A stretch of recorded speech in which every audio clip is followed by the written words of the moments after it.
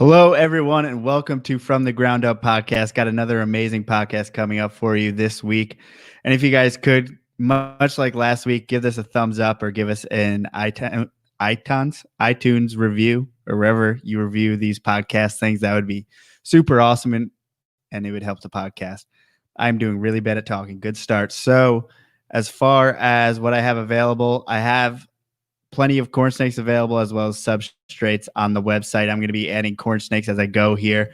Should be more very, very, very soon here. So I'm really, really pumped to show you guys what I produce because honestly, I haven't posted a bunch on Instagram, but I have a bunch of animals that are ready to go and which are going to be kind of a little bit of a surprise. Maybe you didn't know we had. So if you want to go check out the website, other than that, I don't really have much to tell you.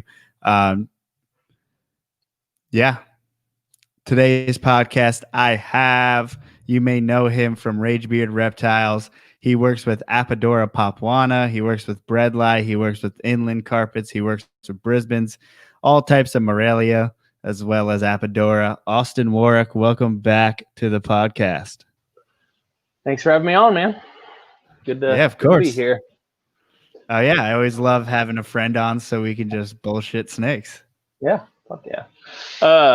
Yeah, man, I haven't been doing much, just kind of starting to get everything like real cleaned up for, I guess, kind of slowing stuff down. You know, I've got a couple things that I'm going to be pumping some food into, but I'm just kind of replacing mulch, doing I do it about twice a year, pretty big mulch change out. And so I'm kind of like doing a couple cages a week because it's kind of a whole ordeal. I use cypress mulch, so I bake it all, and my wife hates it because it smells the house up real bad, but I'm just not going to go grab some bags of mulch from Lowe's and toss it into my snake cages. It's just seeing too many bad things happen from that. So not me personally, but people I know have had bad things happen to them. So yeah, I know in particular, especially, I think I was talking, maybe it was a couple of weeks ago with Ryan about getting things wholesale.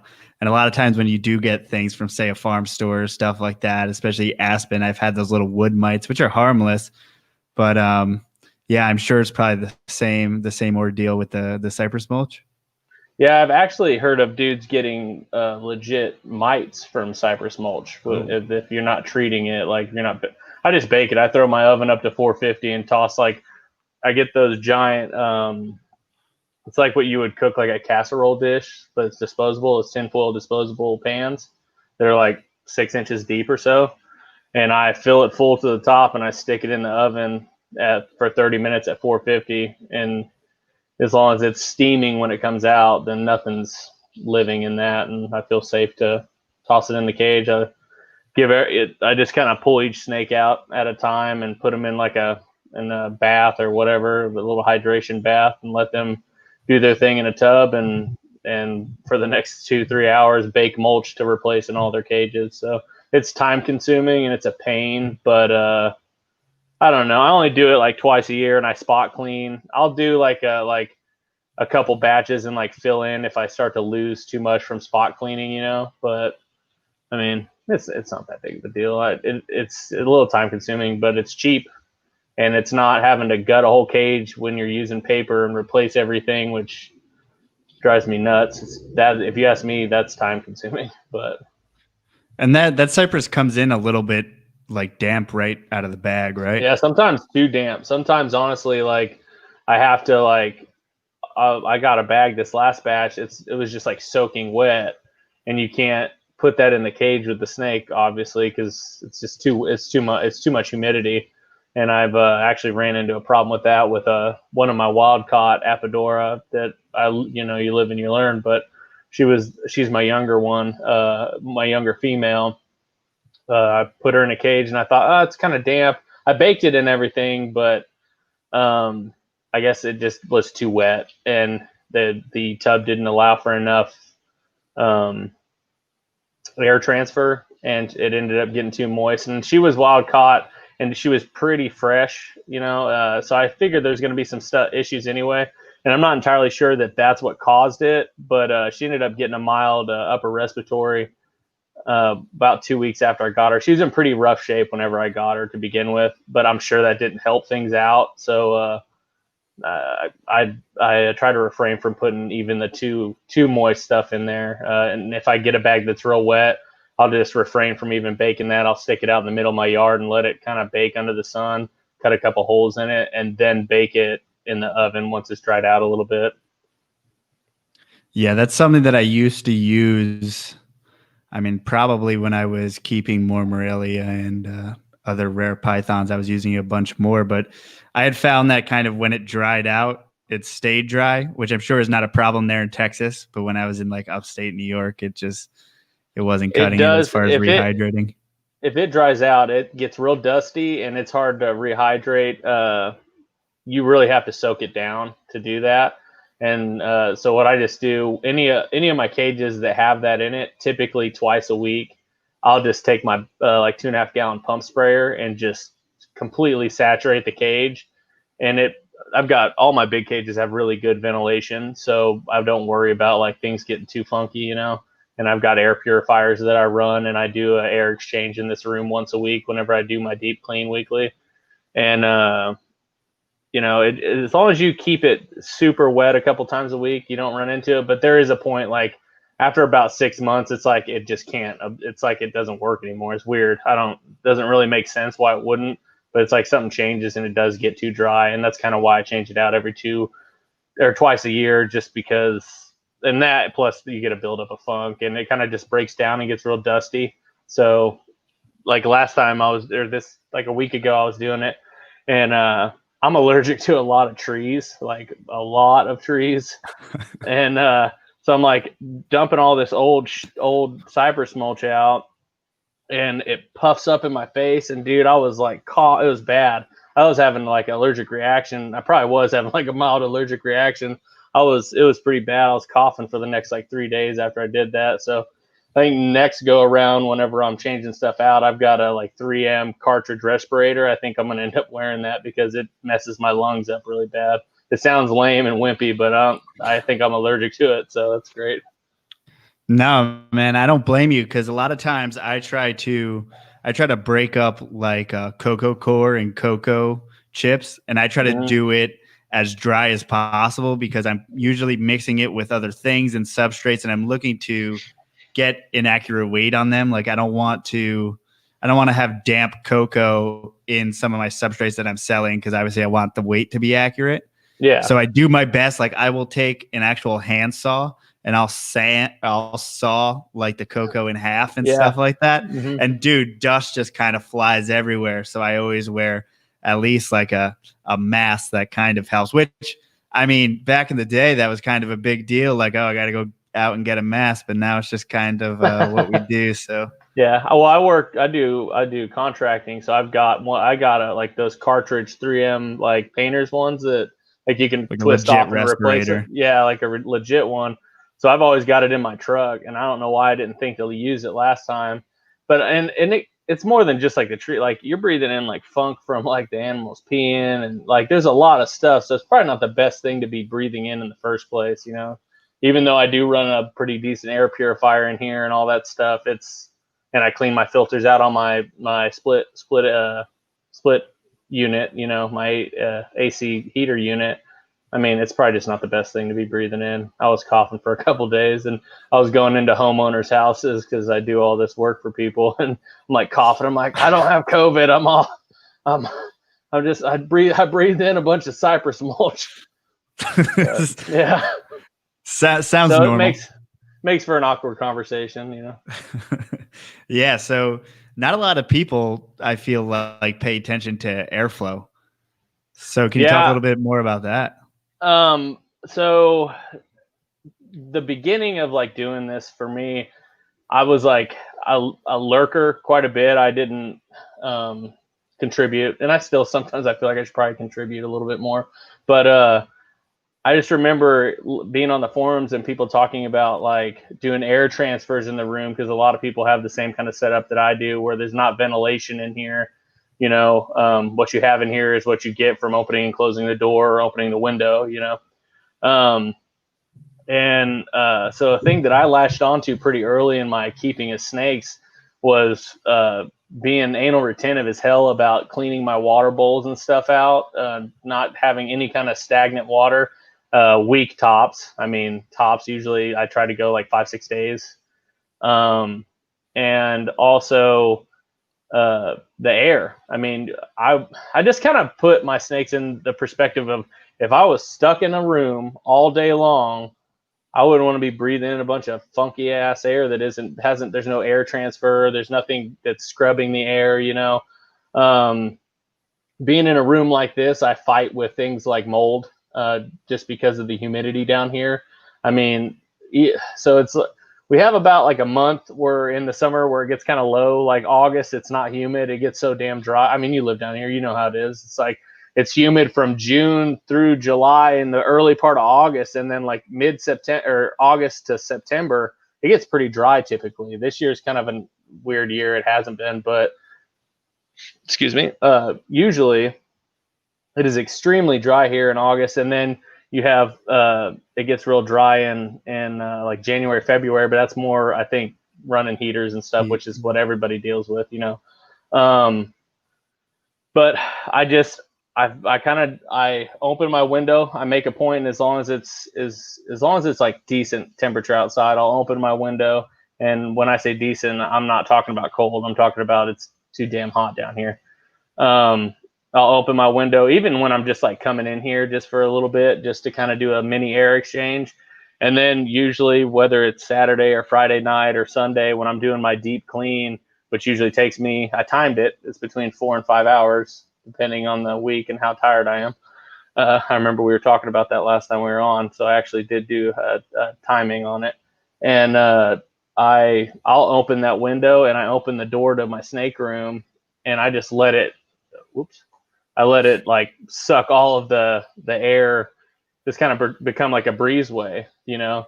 And I have this, it's a Holmes, I can't remember what the rating is on this filter. I'll look at it in a second.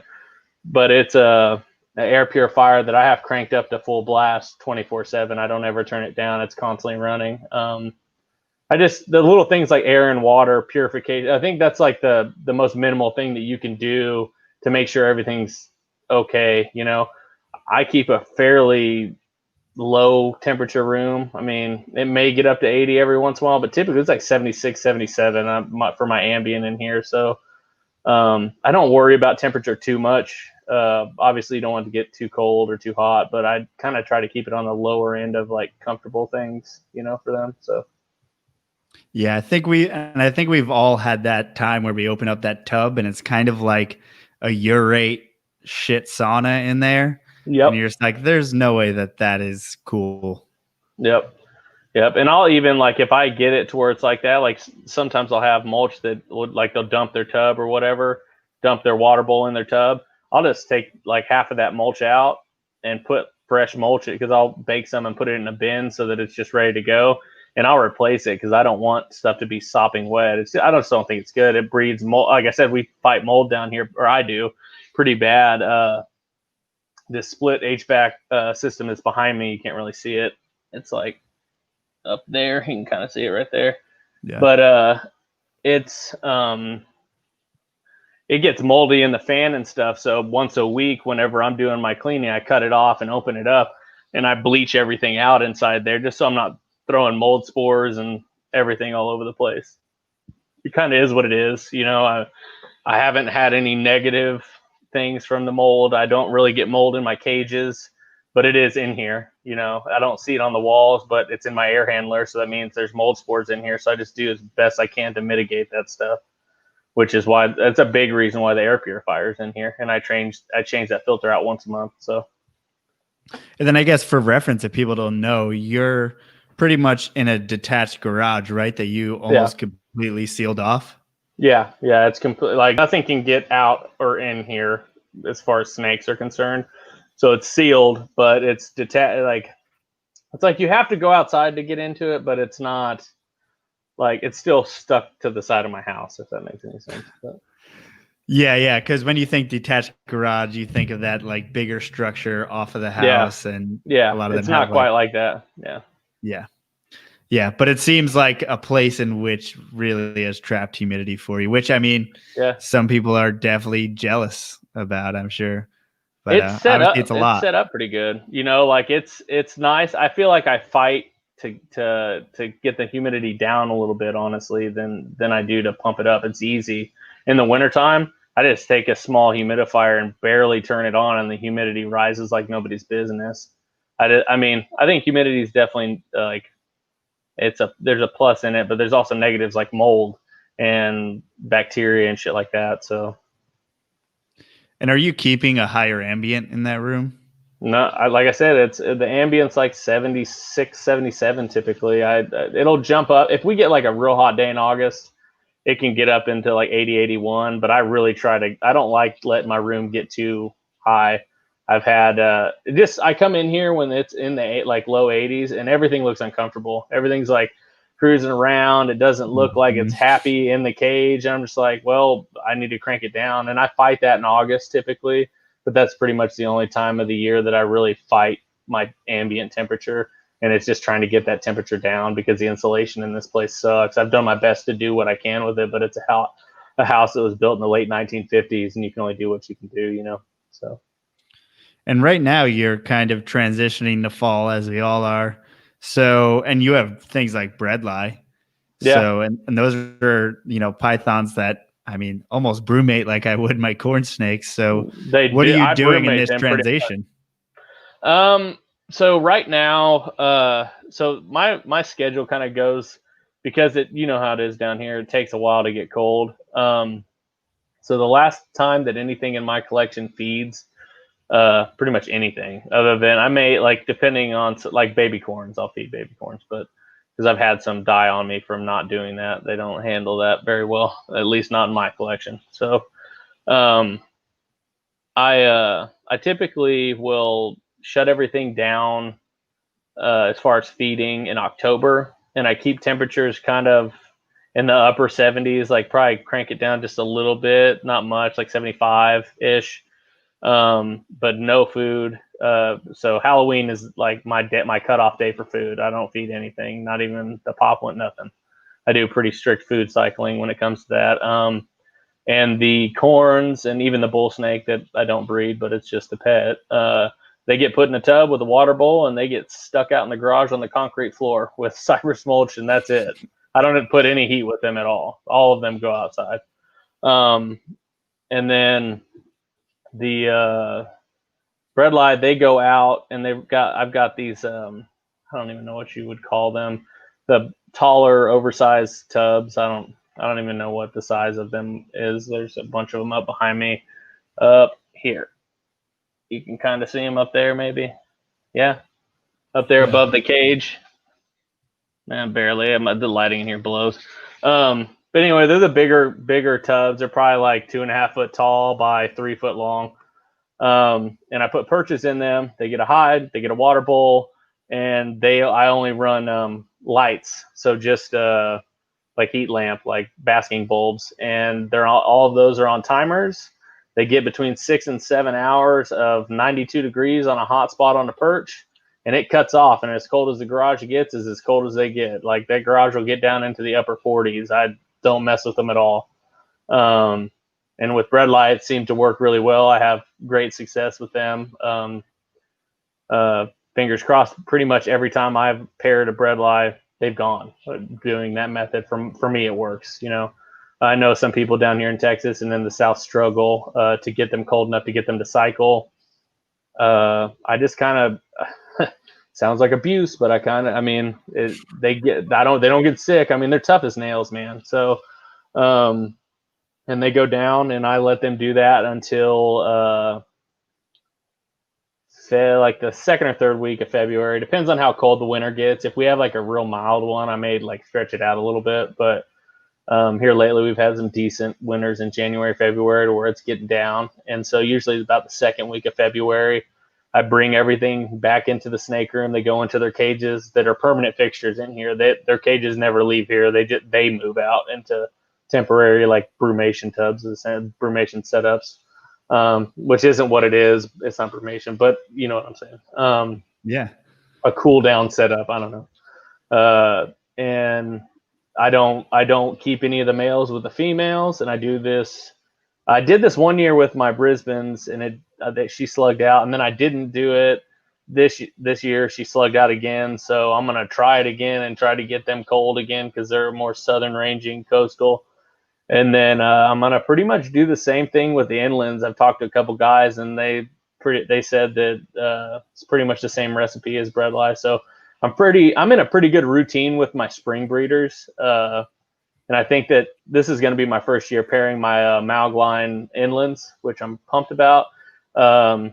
They stay smaller, so I'm hoping for just like a small clutch. I've got 30. Well, not quite now. I've sold some, but bredli, man, I don't know if I want to do I love keeping and I love breeding, man, but I'm starting to get to a point of being like very selective. Like, oh, you're not going to go this year because I don't feel like dealing with the babies. You'll go this year.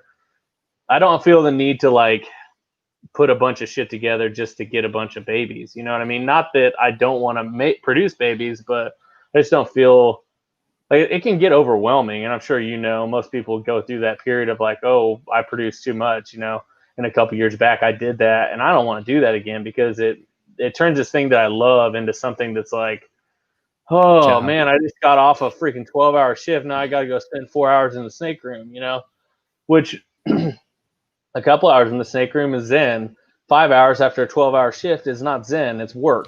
Yeah. This is what it is. So, so I'm hoping I'm going to try coastals again this year with that same recipe. I'm going to try inlands this year with that same recipe. And then my girl that I produced, my Forrest Harris line female squid, is going to go to her brother, who for the first time this year, which I'm super, super excited about. This will be my first time pairing. Oh, well, I did it this year with corn snakes. But as far as Morelia is concerned, my first time this year, and I'm headed towards my first generation of doing some line breeding of stuff that I picked out from what I produced. And it's very exciting, I can't tell you how excited I know that it's just bredli and I've produced them before, but to me, I've got this vision of what it could turn into, and the road the things that I'm selectively breeding for, and now I get a chance to actually see if what I'm thinking comes to fruition. So I'm kind of pumped about that now. Yeah, I mean that's awesome, and that's kind of a turning point in your breeding as far as your stuff will now kind of become more of your own in a way. Yeah. I was thinking about that today. I threw a bunch of stuff up on Morph Market today just because I got off work early, and I was looking at what I was pricing them at. I was like, well, I know that this next one, when I do decide to let them go, because that I hold on to shit for about a year and a half before I decide to, or at least a year. I don't let anything go typically for about a year. I'm like, well, these prices are probably going to change. They're going to go up a little bit just because, I don't know, I guess it's the work that you put into it, right, man? I don't know. Does that make sense? Just the you see an end goal, and to you it's worth more. You know what I mean? Mm-hmm. Than the initial shot in the dark, which is what my initial pairing was, and I got a couple cool animals out of it, and I'm hoping to make even cooler animals from them. So yeah, and then you're going to get to the point where you have an animal in which people will identify as your animals, as far as you're going for such a distinct look. And I guess explain a little bit of the look that you're going for, because once that becomes a thing, to the degree that you want it to, people are going to be like, oh, that bredli is from Austin. It will be striking enough. Yeah. Just high contrast, man. I don't want to get rid of the black. A lot of people try to breed all the black out. To me, I dig the black a lot. I like it a lot. That's what makes the red so striking. That's what makes it so wow, holy shit, And even the cream that almost looks green in some places, it's got this weird light green hue, which I've noticed the Harris line has not as much. The Forge line's more of an orange. Not to hate on it, my Forge male is awesome, but the Harris line, the red is kind of more of a oh goodness, excuse me, dang, I keep burping. The Harris line is more of a brick red, but the blacks are real crisp, and the cream that's in the banding, in some spots, it almost has like this weird light green look to it. And so what I'm trying to do is keep that crispness from the black of the Harris line around the banding, and kind of bring some of that green into the cream on the banding, and then find a happy medium between the orange that the Afores line brings in and that brick red, and kind of meet in the middle with that, make a more like true red color versus like a brick red that's kind of burnt, and like that orange color that the Afores line has, just high contrast, man. That's really what I'm going for, as high contrast as I can get, with some of that green in the cream. It sounds stupid. It doesn't make sense until you see one in person and you're like, oh, okay, I see what the hell you're talking about. But the pictures don't do it justice, which sucks. So yeah, that's like snake eye green for us. We're like, we can see it. It's that tint. Yeah. It's that light tint. It's a tint. Yeah. But, I mean, that's awesome though. And as far as inlands, dude, that one animal that you have, I believe it's the male. I mean, when he was a baby, no, it's a female. It's the female that you're talking about. It's the one that I animal was posted that like picture. almost blue. And once again, it's the tint. It's snake eye blue. But as blue as you could hope. Yeah. The male's kind of muddy, and which is weird because I bought that pair from Nick at Inland, and I bought that pair for the male, right? And the female was kind of muddy when I bought it, and I was like, whatever. This male's awesome. Well, then like they shed out a couple times and they flip flopped, and now the female is like crisp blue, really good high contrast. It's got like the spider webbing on the first like 2/3 of the bodies. It's like the quintessential like inland that people want. And the male is just like getting drabber and drabber. I'm like, come on, man. I guess I got one of the two, which is a good thing. But, it's, you never know. Like, even like, so my coastals, my Brisbane coastals, when I got them, I just was thinking, well, I've got some cool Brisbane coastals. And then my male starts shedding at about a year old, and his face, like from the nose back, just starts to get yellow. And when I say yellow, I'm not talking jungle yellow. It's like a honey wheat yellow. That's the color that he is. And that's not like, Brisbane's are super variable. That's kind of the thing with them. But I haven't seen a lot that look like he does. He's like really bright honey wheat yellow, and the damn thing won't do his job. I've tried and tried. This is whatever. We talked about that, but it's kind of the same thing. That's why I hold on to all my stuff for so long, because hell, it could be a year old and still like shed out, and you're like, whoa, what the hell's going on? So, I mean, I don't know. I really dig the that's him. I really dig the I guess the what could it be factor, with them. Mm-hmm. And that's why I hold on to stuff so much. And I'm really pumped about the inlands. I've had them since, I think they're 14 or 15s. I'd have to look at the data tag, but I've had them since 14 or 15. I've just really been slowly growing them. And quite honest, they kind of took a back burner to other stuff that I've got going on. Yeah, that's him too. That's a good picture. That's a good contrast picture for him. And they just kind of took a back burner. I wish that I wouldn't have done that, because I was thinking, I've got these Brettles going, and then I'm thinking, I was really pumped about these Brisbane coastals, and I mean, we all know how that shook out, and I'm not giving up on the project, but it's just been a pain. And the inlands are something that I'm trying for the first time this year, and I'm really pumped about it. It's kind of got my excitement back up for the things that I've got going on, So it's one of those things where, they took, you said 14 to 15, 5 or 6 years to really get them where you wanted to. So it's like, it's kind of the excitement kind of wears down somewhere in the middle, and then you're like, oh shit, I have these animals that are actually ready to go. Yep, that's exactly what it is.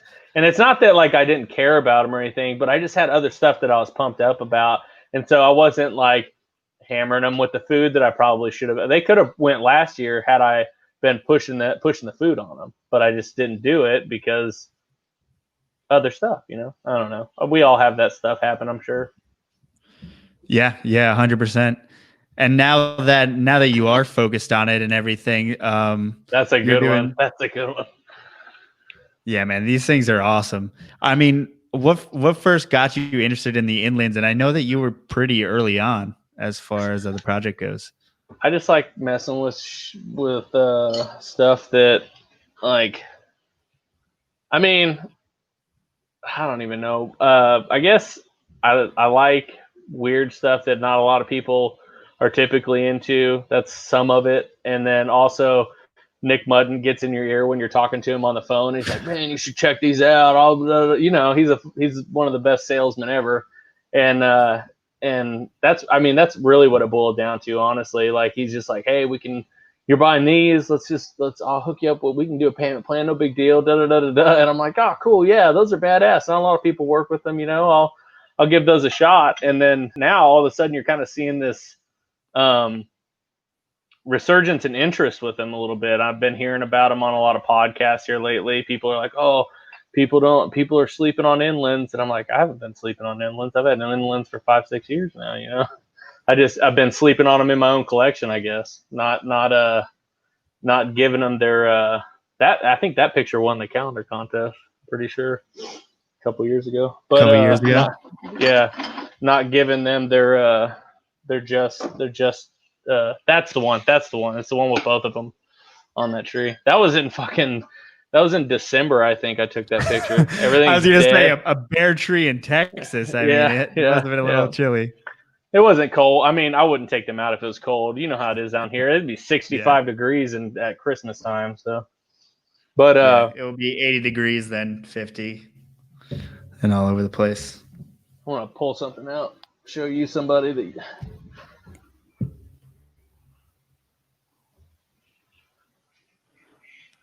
Damn, dude. That's that Tessera female that you produced. Yeah, it's funny. Austin, when I was moving from Dallas up here to Philly, he actually helped us move. And I believe I had one single egg from a double clutch. It was two. I dropped the ball and one of them died. One of them was a what was it? It was it fire? What is that? It was like a weird pattern. It was almost like a motley pattern, but it wasn't a motley. I can't remember what the heck it was. Fire Tessera? Yeah, it wasn't a Tessera though. It was just had these just really a straight up fire mask. Yeah, I think it was just like a fire mask. I think that's what it was. And I was like, I ran out of pinkies, and I was like, oh, it's only been 2 weeks, no big deal, and it died. Everything else was okay, but it was like, yeah, my metabolism ain't handling that. I came out here and it was just dead, so that kind of sucked. But the Tessera is doing very, very well, and it's huge. I have plans to pair her with a striped male next year that I produced this year from this female right here. Let's see. Yeah, I mean, and it's great that it's a female, so you can actually kind of start a little project and kind of branch off with what you already had going. Yeah, so this is the butter stripe female that I've had for a while. And she produced a bunch of stripes for me this year for the first time because I took her son and bred it back to her. So I got all these cool stripes. She's a solid girl though. I love this animal. I've had since I think 2013. Yeah, so people don't know that butter stripe is actually an amel caramel, and then isn't butter amel caramel? I'm so off. I'm off my game. I think it's so butter is I think amel caramel, and then the stripe is super motley, right? That's what stripe is, super motley. It's a weird allelic thing. But then that fire is an amel diffused, and then possible het caramel. So hopefully maybe you can get some butter Tessera stuff if you get lucky. I would love some butter Tessera stuff, or butter's cool, but you kind of lose a lot of definition. I really dig. I was looking at that I sent you some pictures of some amel. It was like an amel Tessera stripe, dude. That is ridiculous. Yeah, so usually Tessera with stripe will pretty much obliterate a bunch of the pattern. And So it will pretty much just do a straight line down, and then it will give you real clean sides. oh, god damn it. This is Emil Motley. That's the father to all the stripes that I produced and this year, and my wife named it Special Sauce. I thought that was kind of cool. But he's pretty cool. He's one of the first corn snakes I produced. He's pretty big. He was produced the same year that that I got that tester girl from you. And that butter, you have that butter Motley, I think, that from me, female. Yeah, it's funny, man. She I left the tub open like 3 weeks ago. And I was like, fuck, man, like she's gone. Did she get out? She's gone. And then like 2 days later, I just caught her. She was a little stuck on some tape that I had put heat tape down on. Yeah, but I heard like crunching or something, and I went back. There was like, oh, there she is, man. I glue trapped her by accident. Everything good with her? Yes, still. Yeah, that's good, man. Still got her. And dude, I was like, how did I get this far? She's like 2 years old, and then lose her as like a sub-adult by just accidentally leaving a tub open. Dude, I did that shit with the male. It was one of those deals where like you're feeding snakes, and you have that one that like if you move weird, it's gonna spit everything out, you know. And so you don't shut the tub. You finally get it to strike and wrap. So I have my male Dumerals boa, and he's younger. You've seen my female, that big girl, and I got him about 2 years ago. So they're such a slow growing species. He's probably like 2.5 feet long now. Finally, and he's kind of a thick, like finicky eater. I have to like bash him in the face with food. It's like a game or something. It's like, okay, I know you're gonna eat, but I have to piss you off to the point of like you're knocking your water bowl over. And so now I just take everything out of his cage and sit there and bash him in the face with a little. When I say bash, I'm just like tapping him, but like just smack him in the face with a rat to piss him off, and finally he'll grab it and wrap it up and eat it. And but he's also one of those ones, if you shut the tub, he just spits it out, uncoils. And so I was feeding him, and I was like, okay, I'm gonna feed this snake, da da da da. And then like somebody called me, like my daughter, my wife, or somebody called me, and I leave and I start messing around inside, and I completely forget that I had left this tub open. And so I come outside, and like everything on top of the rack he's sitting on is gone. It's all on the floor. And I'm like, shit. And so my room's sealed up, so he can't get out. So I'm just like, I grab my flashlight and start looking around, and I click it. And sure enough, he's on the other side of the room behind my big Apodora cage, just cruising, doing Dumerals boa shit. And so I grab him and put him up, you know, but it happens to all of us. Yeah. I found that corn snake that I just pulled out. One of his siblings, the Special Sauce, the Motley one of his siblings got out, and like it was like one of those deals, and they were little, and I was still young and doing corn snake stuff, like didn't understand that you should just drop a pink in there, shut the lid, and leave them alone, which is what I do now. I was like, oh, I'm gonna cheese feed this, and just like let me get this thing going, and it like hopped at like it's like it teleported, dude. Like I'm like poking it, and then like it jumps out of the little like Chinese food container that I keep them in, and it's on top of my little coffee table, and then it falls and hits the ground, and I'm on top of it. I jump across the table, and it's gone. Like it's not like it's like it vanished. It was the weirdest. It was weird, man. It wasn't like it fell, and then I was like, oh, let me get it. I was up quick. I should have been able to see it. And it was legitimately just gone. Like it had vanished into a black hole.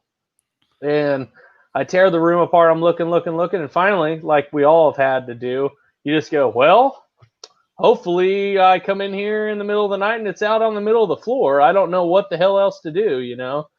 And then I found it stuck to a piece of aluminum foil tape on my garage door that I've got like sealed off, like insulated. About a month later, dead. So yeah, been there as well.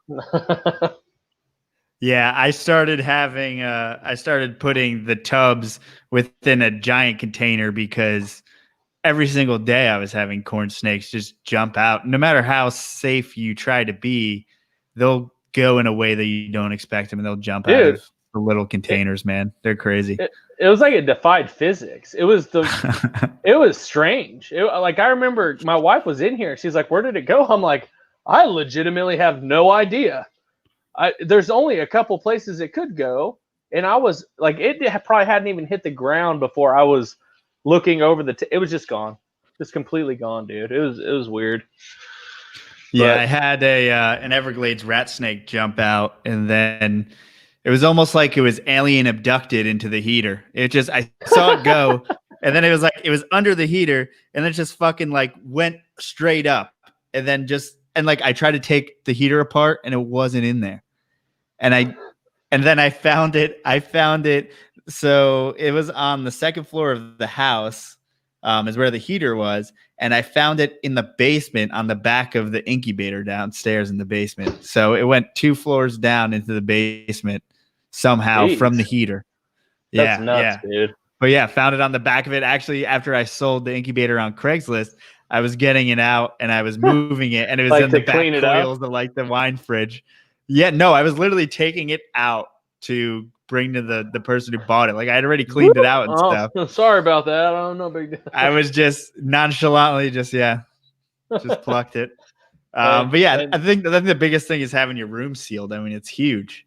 that's that's the deal. Is my room is completely sealed. I've got door sweeps. I've got everything like I use that great stuff foam insulation on every little crack just to make sure, So if it gets out, it's either going to die and I'm not going to find it, which has only happened that one time, or I'll find it 2 weeks later and or three. I had a ball python get out because I'm starting to I've got a little selective breeding, like normal ball python thing I'm doing. Also, breeding them for food for my Apodora, just because I You have them. So fucking why not? monster.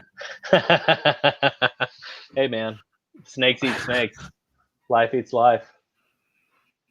Yeah, I think I've gotten to the point with corn snakes. If you at a certain point when you start looking at a place where I know that there's no return, I think I got good at kind of realizing what's going to make it and what's not at this point. Yeah. That make use of it before it just basically desiccates to a point of where it just becomes a little freeze dried corn snake. That's really what happens when they stop eating, man. Yeah, like, they just like shrivel up.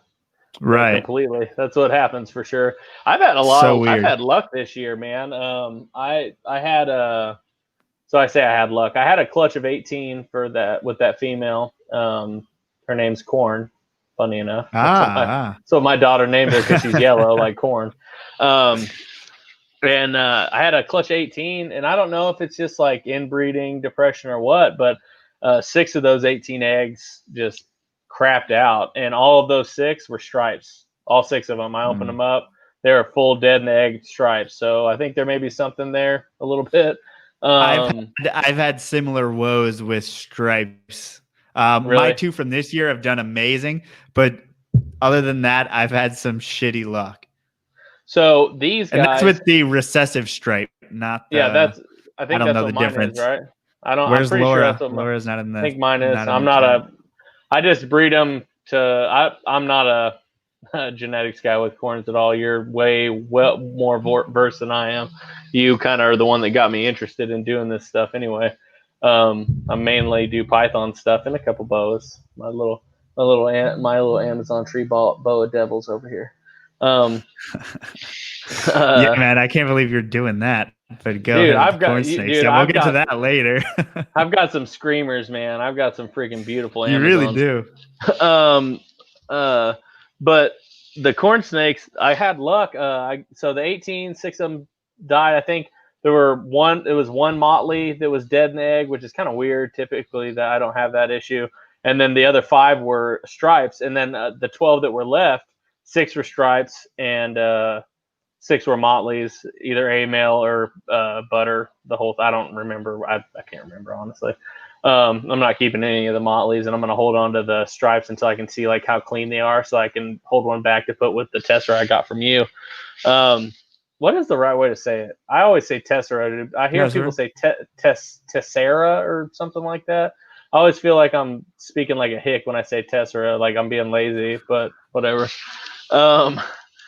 And then I got a double clutch because that female, no matter whether I put a male with her or not, every single year, no matter what, she double clutches. Usually she just slugs out and it's just all slugs. I clean them up and toss them, right? Well, I guess she had some retained sperm because I don't ever repair. I just don't have the need for a bunch of corn snakes. I just do it once a year and I I don't even sell, I trade to my local pet shop. Just kind of, they're a mom and pop store. I try to help them out a little bit. Sometimes they struggle on the reptile side of things to acquire decent animals. And so I'll trade with them for like dog food or crickets or whatever for like my daughter's crested gecko. Hey, book note this. I have some questions for you about geckos and what you got going on. Okay. But I don't know if I can help you, but it sounds like fun. No, I want to know what you got going on. I heard you say something on a podcast before, and I want to know what's going on. We haven't talked about it in a while. So I do that. And I help them out and try to just so I kind of supplement them with the stuff that I don't want and the stuff that I probably could get maybe $25-$50 with, and they can sell it for like $70 and people will buy it happily, And then I keep stuff that I want or sell it for a decent price, and I totally lost my train of thought.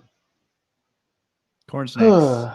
Yeah, we're on corn snakes. Oh, and then that leads me to this little guy, right? So I had 2 hatchlings or 2 eggs that were fertile out of that second clutch that I wasn't trying for. She just had retained sperm. And so one of the eggs dumped out,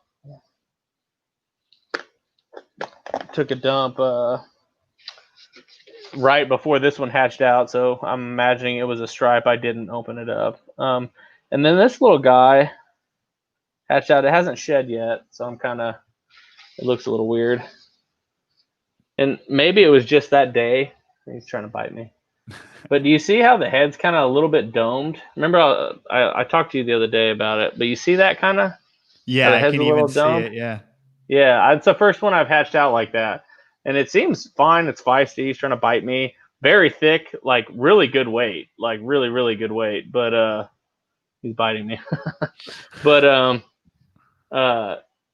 hoping that this guy like survives and does well, He seems like he's going to, but he's in this little thing by himself. I'm so used to like doing a shed bin with like 20 corns in it all by themselves, and they're all together and they do their little shed thing. But yeah, I'm hoping he does all right. It was just kind of a surprise. She's never laid any fertile eggs when she lays that double clutch before, and she laid 2 and 1 died right there at the end. And this one hatched out after I came home from deer camp this weekend. So nice. I was just going to pick your brain. What is the dome head thing? I mean, I don't know anything about it. I've heard you mention it like in passing on other podcasts. What does that indicate? Is that just like a bubble, like a bug eye kind of deformity that some corns get, or? Yeah, I'm not 100% sure, but I've seen it on a bunch of corns and it is a known thing in corn snakes. I don't know if it's an incubation thing, just a lack of genetic diversity. But then again, like I had it kind of happen in my palmettos, which, was outcrossed to wild caught. It was still a palmetto, which means that they are ultimately related. It's recessive, right? They're all related. But yeah, I mean, as inbreeding goes, I mean, that one wasn't as bad as the other recessive. Yeah, so I'm not sure exactly if it's just weak genetics or happenstance. Well, there's definitely inbreeding going on because the male that I paired was the son of that female from a couple years previous. So that may be it. But none of the other babies in the first clutch had it at all. Like, not but I at mean, all. They're all the corns are inbred. I mean, yeah. I have animals with 3 recessive genes. That just means over time that many siblings for that many generations were bred together to get visual recessives like that. I mean, yeah. So it's like doesn't help, I'm sure. the Brisbane coastals. They're all, everything that's out there is all related. Every single one. They came from some 22 or something year old geriatric snakes, you know. So I think at some point we're going to hit some problems with them as well. It's just, I think I've heard things about them already that like that may be some issue of what I'm seeing right now with my pair. That, you know, I mean, don't quote me on it, but I've heard some rumors, so we'll see. Yeah, this isn't Brazzers, huh? No, brother on sister. Oh Jesus, stepbrother! It's stepbrother. Oh, of course. Oopsies. I thought, or as far as I'm curious if like the basal pythons are a little bit more flexible and pliable with inbreeding than say some of the colubrids. I wonder what someone like I wonder what Travis Wyman would say about that. I'd be interested to know about that. Or, sure. I mean, I'm sure just species that are even species off of islands or something like that, like say the crested geckos, right? There's so much inbreeding in those animals and there's so little defects coming from it. Yeah. I mean, I think that that whole island population, I've heard, I don't even remember what podcast it was, that they pretty much worked that out on a lot of those, like the boas, like the croquet boas and like the Hog Island boas, stuff like that is they've worked that out, and that's why you don't see that genetic depression in them. So yeah, because I mean, I think Travis explained to us one time that basically, I mean, everything's genetic, right? Everything is genes at play. So as long as siblings breed together and they don't match up with some, you know, recessive defective gene or, you know, something doesn't match up, then you're good. So if you have a line in which the brother and the sister have bred, they're good. The next generation is good. And you could be straight up good as long as there's no deleterious genes that pop up in there. Yeah. It's just kind of like a matter of either working itself out in those island populations or a matter of getting lucky, I suppose. I mean, do you want to try to get lucky? I don't know. You probably want to avoid it, right? We all want to get lucky. This goes back to the comment 2 minutes ago. But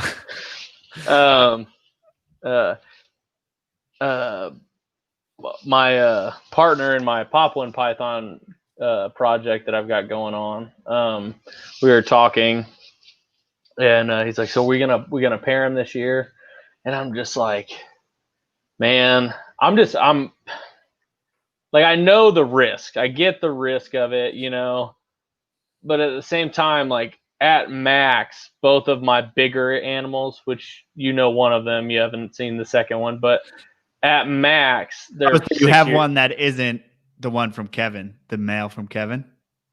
I've got 4 now, man. I've got 2.2 poplins. I've got the cow, which is the big wild caught one that I got from Joe Switalski that you are familiar with.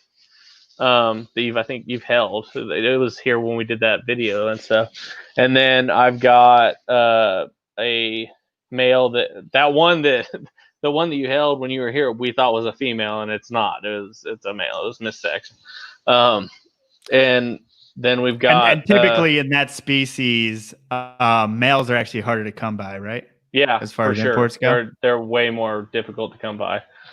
Which is kind of a blessing in disguise, I guess, even though it was missex and I started out with what I thought was a female, but whatever. So I've got Cal, who was Calypso, but I can't call him that anymore, so his name's Cal. And then I've got Taka, who I got from Kevin Walensky. Good Lord. And she is a long-term wild caught that he got from Joe Switalski, and he had her. Kevin had her for about, I think he said 2 years, and he was just kind of like getting rid of some extras that he had. He threw her up, and I just was like, "Hey, bring her my way." So I got a hold of her, and then I've got a captive born and bred from Kevin that he produced, male. His name's Odysseus, and he's about 2.5 ish, and and honestly, he's the least friendly out of all of them. My captive born and bred one is like, I mean, he's never bitten me, but he's got an attitude, man. He's all like, he's this bluster, man. He's a dick. And then I've got this one that I talked about earlier with the mulch and stuff. Her name's Rita Ballou, and she's my favorite. She's the most scarred up. She's the most beat up one that I have. She shed a lot of it off, and she looks pretty good. And I've had her for a little over a year now. She's just a sweetheart, man. She just comes out. She's very like chill. I don't know if it's like when you have a snake that gets sick and you go through treatment and like I don't know. I got really attached to this snake, and she's not the prettiest of them all, but she's just a sweet animal, you know, like she doesn't get all hissy and mean. A lot of them, they're not mean, but they're just like, they have a lot of attitude in their territory, in their cage. They're the boss, you know, and you got to learn how to deal with that. And I would say the least tame out of the four that I have is Taka, the long-term captive female. She's pretty big girl, and she does not tolerate handling. She's just not like, you can hold her ish, but you're running the risk of her coming around, and she's got a lot of inches to do what she wants to do. You know what I mean? So I handle her a little bit, but I really try to leave her be because she's a wild caught, and I don't want to stress her out. I'm trying, like, there's an end result here. I'm trying to produce these animals. I want to produce these animals. And if I'm holding her all the time, all that's doing is stressing her out and making my end goal even less and less possible, you know? But anyway, back to my original comment. My partner in this project asked me, hey, are we doing it? Because my original plan was to pair them, my older pair. And I said, we could try, you know, they're both big enough. They're both like comparable size. Neither one is like larger than the other. They're about the same. But yeah, that's Taka. That's the female. They're both comparable size, but they're only 6, you know, and I've talked to Casper, and I've talked to Kevin, and that's Cal. He's in shed. That's a pretty reason. I just posted that today. And that's Rita Ballou. Yeah. But I talked to Casper, and I've talked to Kevin and a few other people that have kept them or tried to breed them or have bred them. And they're like, look, man, you're pushing your luck if you try before like 8 to 10 years old, you know? And when I say pushing your luck, I mean, you may put it in there and you don't have a snake when you come back. Like, it's just gone. And that would break my heart, man. Like, I love all of these animals, you know, like my Apodora, it's my favorite. Like, as far as Morelia, Breadlie are my favorite Morelia. I love them to death. But as far as snakes in my collection, my Apodora are my favorite. I don't like, I could get rid of everything and just have them and be pretty happy, you know. Their level of intelligence and just like knowing whenever you're in the room and how they act whenever it's just you versus other people in the room. I think that they know who they're being kept by, you know, and I think that they're comfortable. They're, I guess, maybe just like used to the routine more than other things are, you know.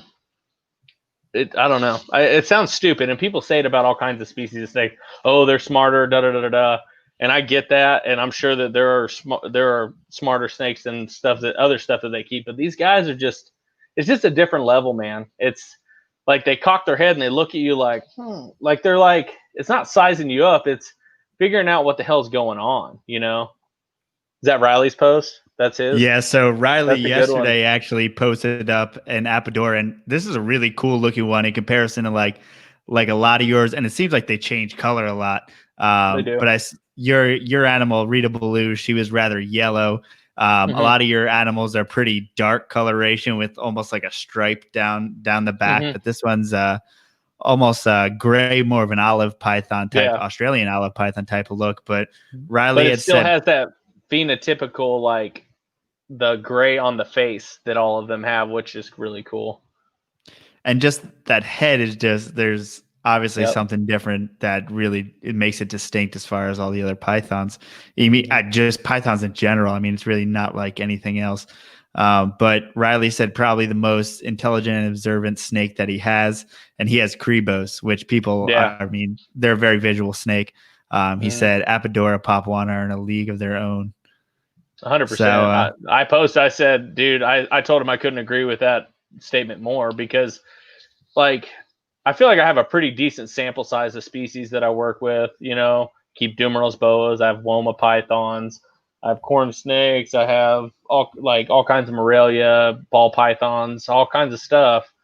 I mean, I don't keep like anything like water cobra or like false water cobras or anything like that, which they say are pretty reactive and intelligent as well. But I don't know, man. It's something about them that just, like, I can open up my cage to my big male cow and sit on my couch, and he will come out on his own, and he doesn't go other places into the room. He comes up to me, like, not aggressively, just comes up and like not curls up in my lap like a dog, which is stupid. You couldn't expect that, but like comes up to me and like gets up on the couch and is like checking me out. And it's like, oh, I know you. And then he goes and does his own thing. Like, I don't let him have free reign in my room or anything, but like a little bit of enrichment, you know what I mean? So yeah. I actually, since I have the olive python in my room now, and every once in a while, I will literally just open the glass, and even if she's not awake, she'll hear the glass open and she'll wake up and she'll come out, and she'll actually like come up on the bed, and I'm like, whoa, there is something a little, and we're not supposed to anthropomorphize or kind of be like, oh, she sees me type of thing, but I mean, I don't think it's anthropomorphizing. You're watching something. I mean, you're watching something happen. I could open up any of my other snake cages, and you know what they would do? They wouldn't come up to me on a fucking couch where I'm sitting down. They would like get down and like go into some dark hidey hole in my room. You know, that snake has the power to do whatever the hell it wants. And I'm sure I've held your olive python, but it's been a while. I haven't held a lot of snakes that are as strong as Apodora, man. Like, you want to talk about a snake that put the squeeze on you? That whenever I come in here to work on them, not that I think that anything could happen, I let my wife know, like, hey, I'm going to work with the Apodora. Maybe poke your head in there in a little bit. Just make sure everything's chill, And I try not to work with them in my room too much. I'll open it up, let them free range. But as far as handling, I try not to handle them and manipulate them in the room because there's not a lot of space in here.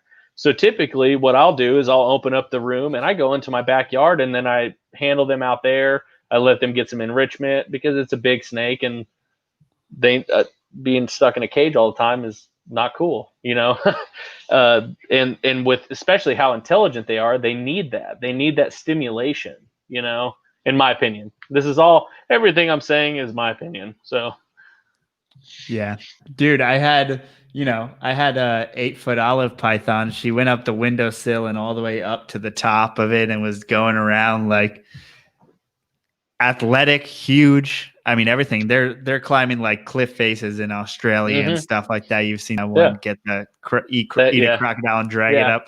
Yeah, that's an athletic ass snake, dude, right there, man. Yeah, and feeding that thing is like a car crash, man. Like the way that they strike a rodent is just straight up scary. Like, just get away from this animal. It is so serious. It's always nice to have the sliding glass so I can put tongs in there. I hook open every time I feed her.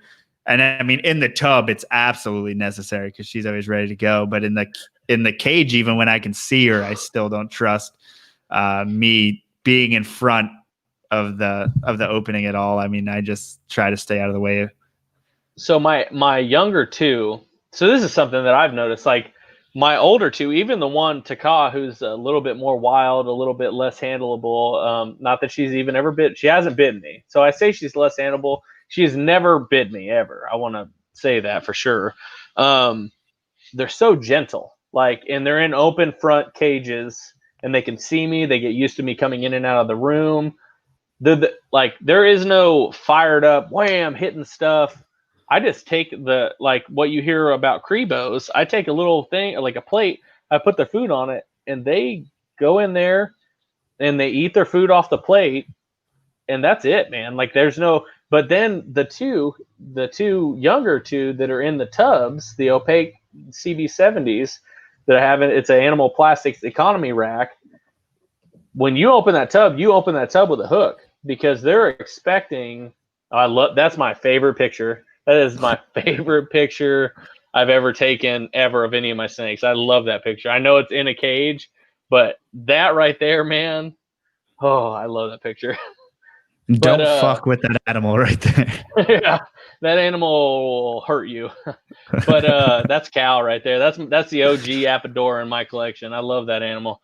But like the tubs, I have, even when I'm just checking on them, the tubs get hooked open because they come popping out of there because they're expecting me to feed them, and I don't feed heavy. I don't feed even once a week. Hell, there are times I don't feed twice a week, every 2 weeks. But they're expecting it because that's what the tub gets them used to doing, in my opinion. That's what I'm about to do an extension on my room and turn it into an L this winter. And I'm really, as far as like tubs are concerned, I may have some grow out tubs, but I'm really gonna I don't think that it makes a positive, at least for Apodora and some of your other more highly intelligent animals, a positive interaction with the keeper and the kept, because it doesn't allow them to get used to you walking in and out and not associating you with food and stuff like that. So, and that's just something that I'm learning from my own experience keeping the species. And the older two never were kept in tubs, as far as I know. Since they've been with me, they haven't been. And I think that has a lot to do with how calm they are during feeding and stuff like that. They don't expect every time I come in here and open up their cage that it's food time. It just isn't. That's not how they react. And those two do. And I would like to get away from that because they become very large, very powerful animals, and the demand respect for sure, so. Yeah, I think everyone realizes that kind of tubs have their place for sure, especially with grow outs and things like that. But yeah. But so many more python people in particular, colubrid people are still a bit behind the curve as far as the smaller stuff goes. I mean, some of your rarer colubrid people, all keep in cages, but I see python people, like I was at Eric Burke's place a couple weeks ago. He's talking about getting all these animals in cages, and we're talking about how the behavior's totally different. And it's making for a positive interaction with the animals. And I think that as long as you do it correctly, it's not going to hinder breeding. I think at first we were nervous because we thought it was going to make the animals more skittish and they weren't going to breed or something like that. But I think we're realizing that there is some type of, there's a period in which they get used to the new activity. I agree with you. And it's all in like where you're keeping your animals too. Like I'm lucky because I have this room that I built that I'm pretty much the only person that comes in here. Like every once in a while, my daughters will come in. They want to help me do stuff, but there's not a lot of foot traffic. There's not people in and out, in and out, in and out. And I think that tubs would be great if you're in an area and it'd be less stress if you're like, you don't have this situation where you have a room that's dedicated to the animals and that there's not a bunch of foot traffic to stress them out, because we all know that kind of stuff stresses them out. I'm in here twice a day, really briefly in the morning to make sure that nothing's super jacked up. And then in the evening, I go through things, I think it's a little different for people that don't have the luxury of having their own room. And I understand where tubs and things like that come into play as far as like keeping the stress level down. And also it's like a species to species thing. Like what people say about, what scrub python is it? Help me out, Joe. Come on. I'm having a brain fart. Halmahera? Yes, Halmahera scrubs. They do better in tubs than they do in open front. So you got to kind of take those that's just factors into play. Keep me alive. Yeah, that's one of those animals where it's just like, let's keep this thing alive. It's not black and white, right? It's not black and white. Any situation's a little bit different. I'm lucky enough to have a room where the foot traffic is pretty much zero besides me, and I control it. It's locked up. No one comes in here, you know. And for somebody that doesn't have that, I think tubs can be a better thing because that opaqueness of the tub keeps the stress level down. You know, I don't know. Yeah, but I think it's definitely you're going to get a less reactive animal over time in a cage. Hopefully, maybe one day I'll have a bunch of corns in cages. Who knows? I'm actually that's what I'm trying to get down the collection to a point where that's like. I heard you got rid of old limeade. See, I didn't tell anyone that yet. I mean, Justin posted him. It was on a podcast. It was on Snakes and Stogies last night. I was watching it live. Those bastards. Nah. Yeah, man. Sorry, I didn't mean to let anything out that I wasn't supposed to. I apologize. No, it wasn't. I really can't believe that I sold that animal in a way. I loved having him, but then again, like it's a green tree for what I do with my animals. It's just kind of an ornament, and I don't really have many animals like that. I like to interact with my animals, even though I could hold them and everything. Holding a green tree python is like, do you know how awkward that animal is when you hold it? It's like it's wobbly. It's like I don't want to fucking do this. Like it's like an ATB. ATB is a very awkward animal to hold. It's the same kind of deal. They're like they get real stiff and like they stretch out and they're like this is. The physical manifestation of that noise is just what that's exactly what it is. Like they're just tense and weird, and it's just kind of like, and his behavior is like I kind of needed to keep him in a corner of the room in order to keep him happy too. He also bit me for the first time before I sold him, so he's like, "You're gonna sell me? Fuck you, dude." And he's always been really chill, but I got him at night, and I kind of, I had a girl over, and she's like, "You don't have to explain. I know. I understand. You know when I hold my ATBs? You know when I hold my ATBs? It's usually at nighttime after I've had like 4 beers, and I'm like, I'm gonna go hold this ATB. It'll be all right. And usually it is, but every once in a while there's a little bloodletting. It just is what it is, man." Exactly. So so I looked really cool at least, and got bit by a green tree python for the first time. It actually wasn't that bad. ATVs aren't bad either. Everybody freaks out about them. I got bit by my tiger male, and it was like I didn't even feel it. And I don't know if that was the 4 beers or what, but it wasn't a big deal. It's whatever, man. Probably the same on my part. Those IPAs are pretty heavy. Yeah. But this coffee stout is quite delicious. It's 8%. You know? You're making me jealous, man. So Justin, he's in capable hands, and I made a clause in which I sold him for just a ridiculous price, in which no one would ever sell a U.S. captive born and bred chondro. And I said, if I ever come to you and say I want to buy this animal back, I'm buying him back for the same price. And he was like, yeah. So that's cool. That's the deal. Justin's a good dude.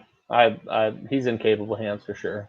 Yeah, and I was like, either this snake is going to you or he's not for sale. So that's the deal. So if I ever want him back, I think Justin will get him a bit bigger.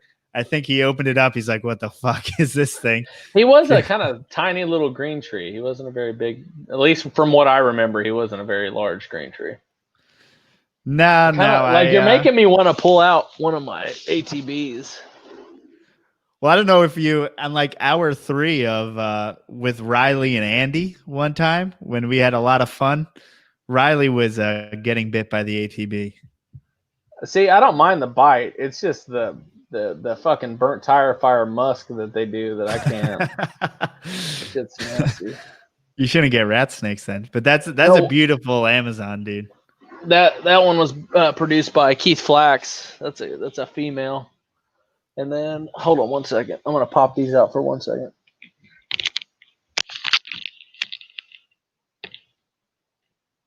So Austin's been slowly accruing a I'm gonna get collection this male tiger out. of some super awesome ATBs. I still have a Garden Phase ATB that's in my living room, but look at that. That's the tiger. This is the male tiger I got from Nick Mutton. Orange, man, the color's all washed out because of this freaking computer light, but he's like freaking bright lava orange. Dude. So is that recessive or incomplete dominant?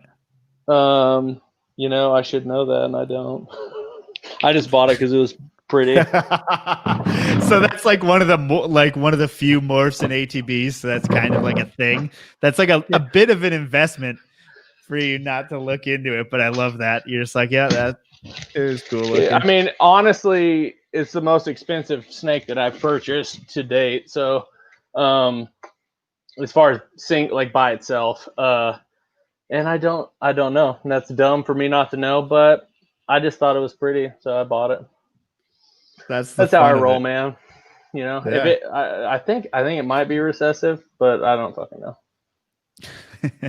Do you have any other plans as far as what you want ATB wise? Just to make more pretty, like beautiful orange snakes. I love reds and oranges, man. That's why I like bredli. That's why I'm a red orange snake fan, and I also like golden liquid rainbow snakes like Apodora. So I just like colors. I just like pretty colors. I'm easily satisfied when it comes to like I've thought about getting like rainbow boas. My wife Katie really wants me to get some rainbow boas. I'm like, I don't know. I heard like when they bite it actually hurts. Like my ATBs, it doesn't hurt when they bite. Like I don't want to get like mauled on by it. I don't know. That's just like, and that may be me being a baby, but no, that's definitely an excuse for you not to do it, because I mean you have all these other animals in which would be just as bad. And so I kind of got to this place where I got that. So my last purchase was the Tiger Amazon, right? I got him, I want to say like March, something like that. And my wife was like, "So what's your next snake?" And it sounds kind of lame, but I don't really.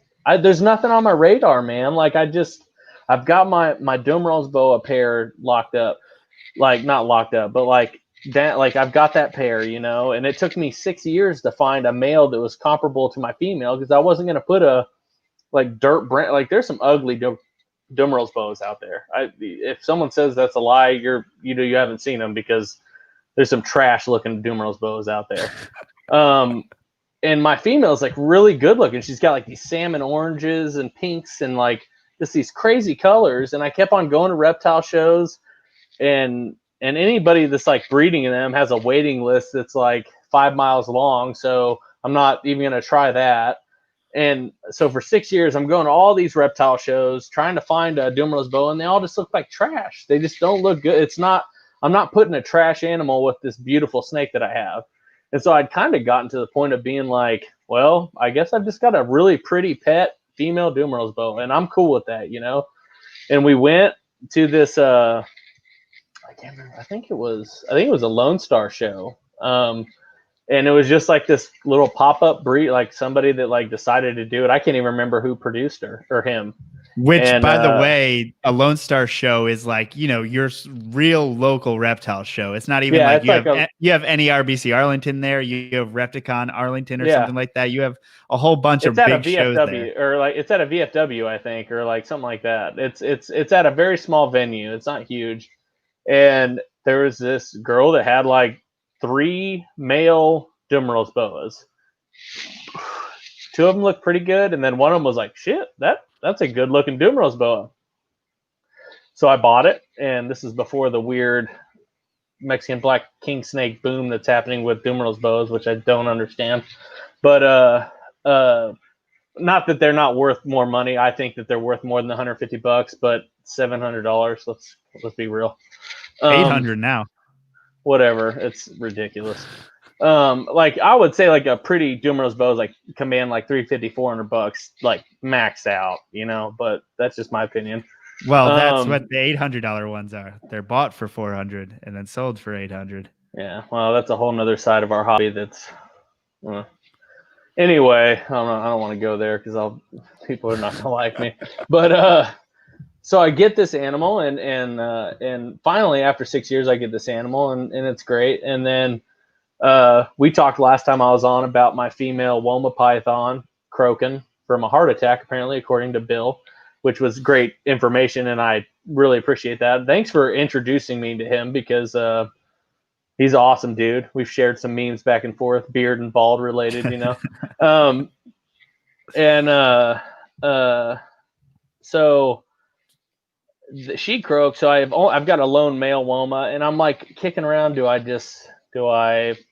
He's a good looking Woma. He's like, there's nothing wrong with him. He's great looking. Do I try to get another female, or do I just say, hey, that project kind of just went the way, like, do I move on? And I'm leaning more towards, hey, someone could appreciate him more than I do, you know? And not that I don't like Woma pythons. They're awesome, you know? But I've got a lot going on in my collection, and, you know, I think that somebody else could probably appreciate him more than I do, you know?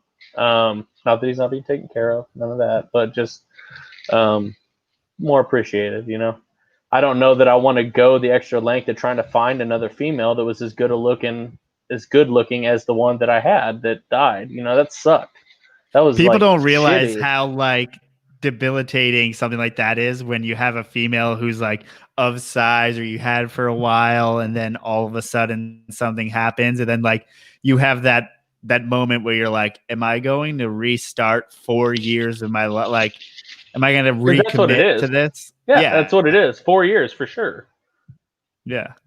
It's so sometimes it's just like, maybe someone has a female ready and they can just, you know, have it. I would get, yeah. If someone was like, hey, how's his temperament? I really need him. He's totally chill.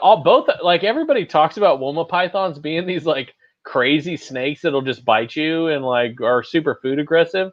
Both of mine are so docile. Like, I may snag him, man. So docile, man. Really? Okay. I know. I don't know. This is complete impulse. Don't impulse buy, folks. He's completely chill, man. He's super mellow. It. Yeah. Let me give me 24 hours to stew. I'm not going to push it on you, dude. If you want him, he's yours. It's whatever. But it's not me just like, I guess it's me giving up on the project for sure. But she was like a gem, dude. Like, she was beautiful. And he's pretty good looking, but he ain't the caliber that she was. And I want the caliber that she was to go with him. And to find that is going to be me getting on another waiting list for a year or two, and then finally getting it, and then waiting another 4 fucking years. And you're just like, I know that it's like giving up, but it's at the same time, my heart isn't in the project enough to do that.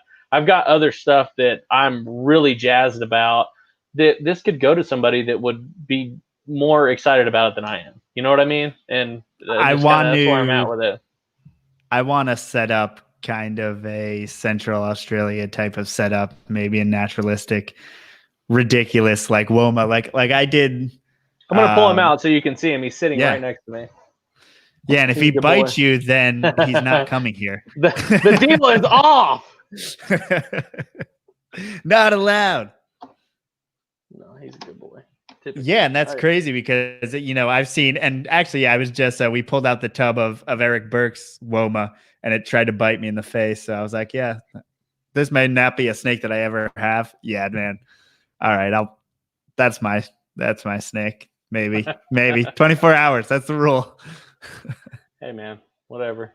He's a good looking man.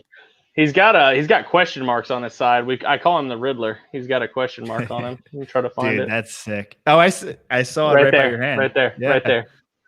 Yeah. Fuck yeah. His name's the Riddler. If you get him, you have to keep his name though. No, I'm all for it. I need to. I'm not a very good name giver, and I'm trying to, now that I'm slimming down and getting to the point where I'm gonna like set everyone up correctly and how I want it. I'm going to try to name everyone and try to get people to know, these animals by name more so than what I've done in the past. Because honestly, I mean, like what you have in your collection, it's just so much more personable. I mean, like to other people and to yourself, like, I don't know, it just gives it an extra layer. Do you know how many people have so I sell these Reptiles and they're like, hey, is that related to Squidge? This is a snake that is my holdback female from 2016 that I haven't even bred yet. But because of her name and the I guess me posting pictures, they're like, oh shit, I have a chance to have a snake that looks like that. And I'm not guaranteeing that at all. She is the cream of the crop as far as bredli that I produced. So, and I almost want to be like, hey, slight caveat, it's probably not going to turn out this good. I'm going to keep anything that looks that good. Let's just be honest. We're our best customers, right? But it does have the possibility of being that good. And I'm not going to lie to you and be like, oh, it's definitely going to look that nice. But when they're like, hey, is this a sibling? I'm like, yeah, she was produced in 2016. This is a 2019 animal. It could look like that at some point. It took her a while to color up, but the names help out so much as far as marketing and that side of things, also it makes it personable, like you're saying. Yeah. And if I ever want to get back into YouTube videos more, which I am thinking of, because the reason why I stopped is honestly because my collection is too large and all the breeding and all the feeding babies, there's just not enough time. But yeah, man, I would love to have people know these snakes by name. This is his name is Citroka, which is Malagasy for smoke.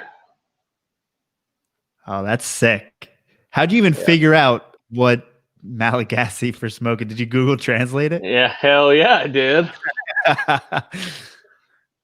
That's awesome. Yeah, this is my male. He's got another year. I thought I was going to be able to get him up to size for his feet, but she'll fucking crush him. She weighs 20 pounds. There's no fucking way that I could put him in there. So he's got another year before I can pair them up. But, he looks really good. He's still not as good looking as she is, but he is really good looking as far as Dumeral's bows are concerned. So, yeah. Yeah, I think it's kind of underestimated how big that animal, your adult animal, is a load. No, man. she's a big girl, dude. The deal is she's only 5.5 foot long, and she's not fat. She doesn't have any lateral wrinkles on. It's a ground bow, man. They are a hefty animal. If this giant desk wasn't in front of her enclosure, I'd pull her out for you. But we're podcasting, so I can't do it. My mom, I don't know if you heard that, the vibrate of the phone, she said I have to wait 24 hours. Which apparently my mom has a say in what I do in my own household as a 28-year-old. But hey, Hey, it's years and didn't realize we shared the same birthday. That blows my mind. I remember popping up on my Facebook newsfeed, and it's like, wish Joe Phelan a happy birthday. I was like, bitch, it's my birthday. Oh shit. We're birthday brothers, man. Crazy? Yeah. Yeah, I guess that makes it easy, but yeah, dude. How about those birthday / Christmas gifts that you get? A 2 for 1. Those the corn snakes?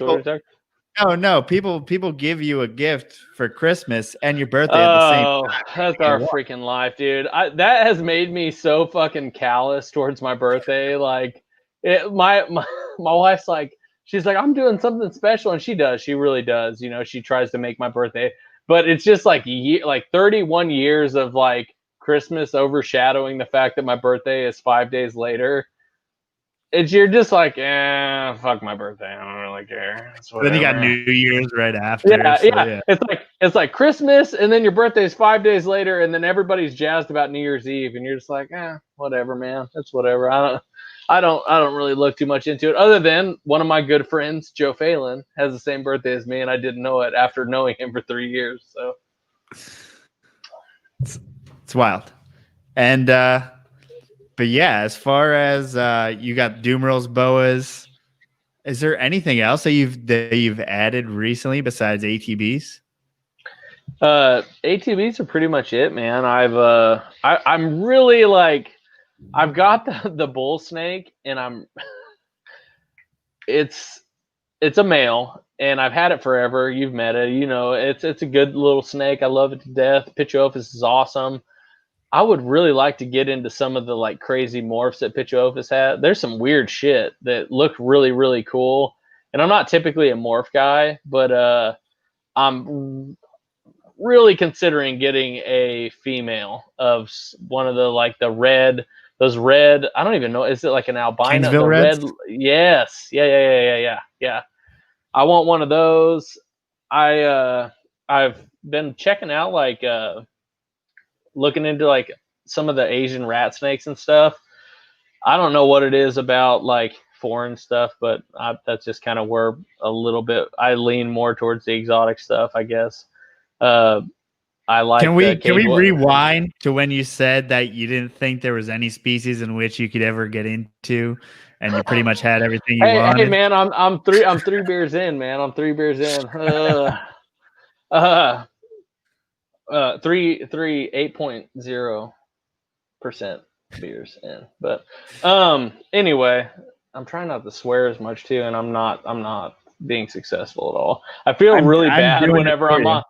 I feel really bad whenever I'm on your podcast because I feel like I'm like swearing too much, and it's just kind of who I am.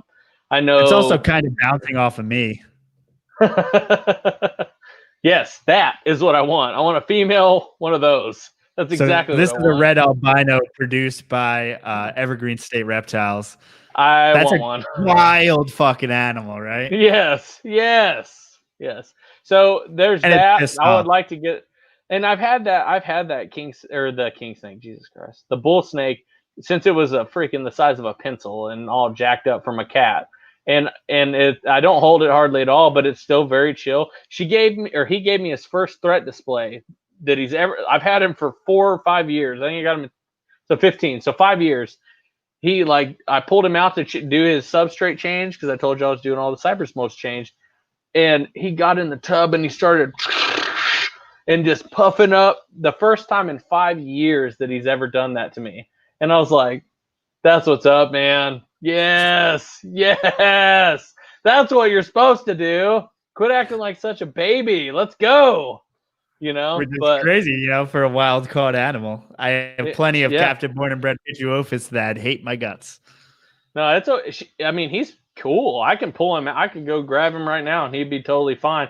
He's flat, like he moves a lot. He doesn't want to be like Yeah. I have to sit there and like working through my hands, but he's not musking on me. He's not biting me. None of that. He's far very as calm. like python people, the kind of mutations and animals that they're used to, I feel that Pituophis is like a perfect I like colubrid. Pituophis a lot, man.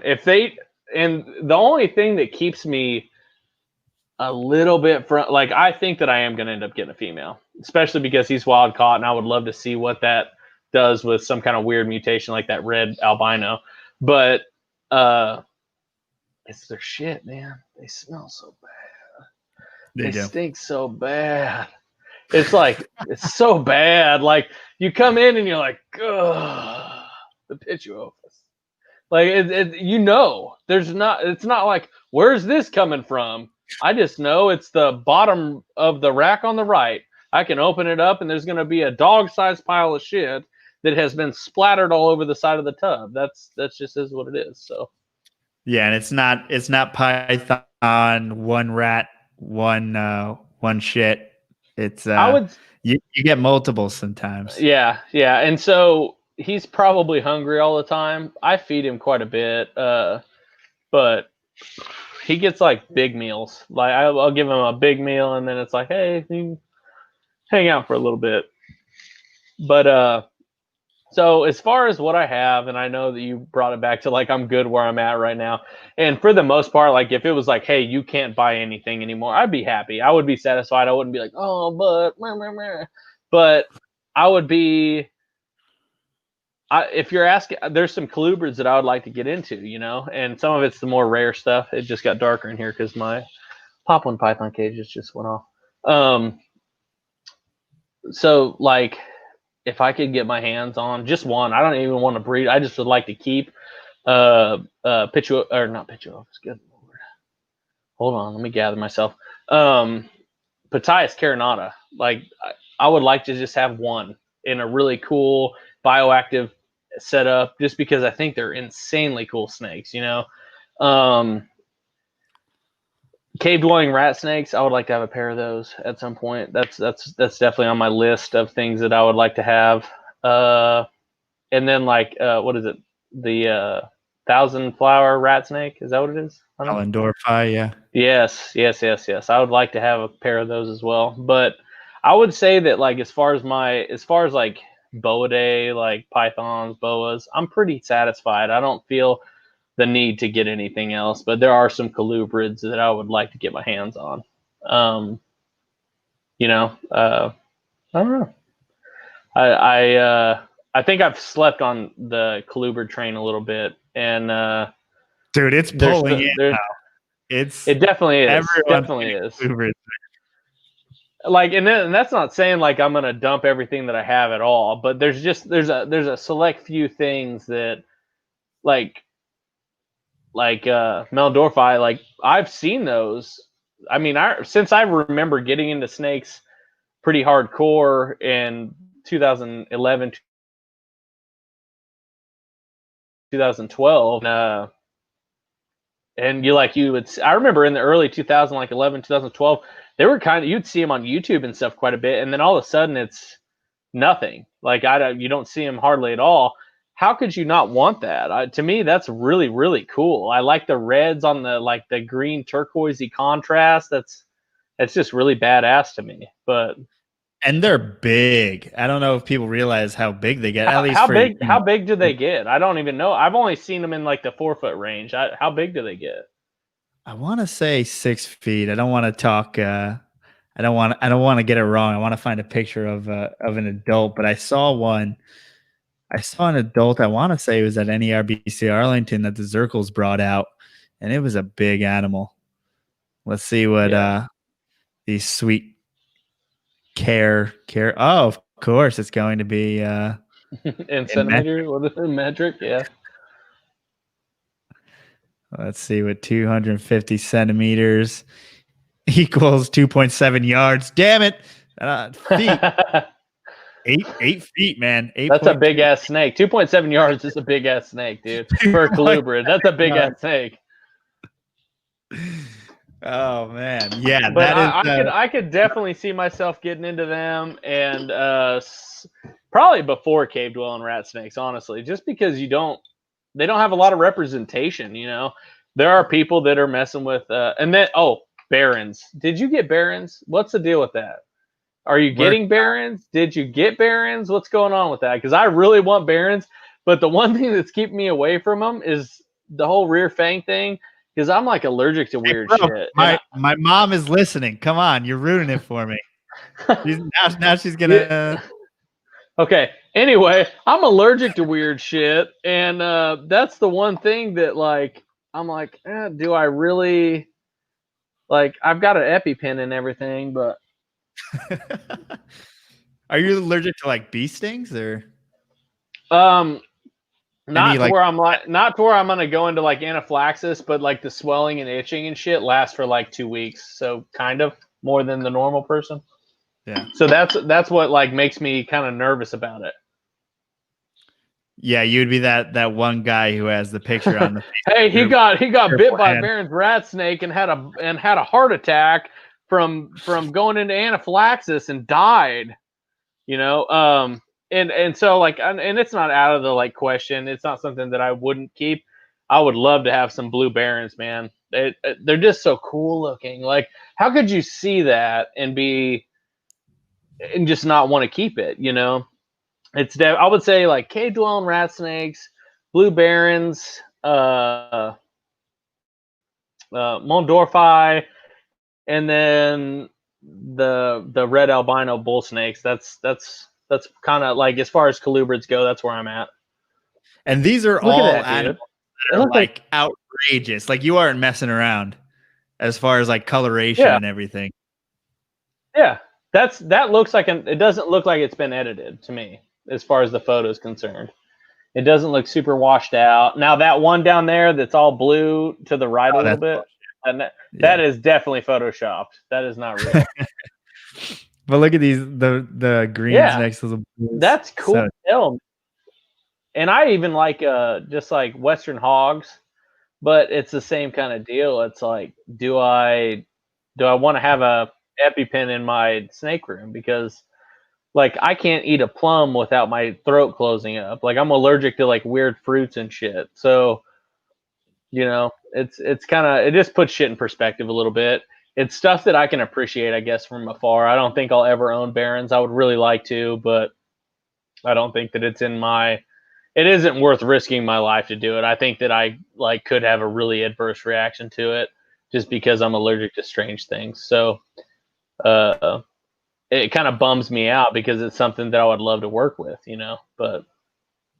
Yeah, for sure. This is my dream animal that I'm never going to get. What is that?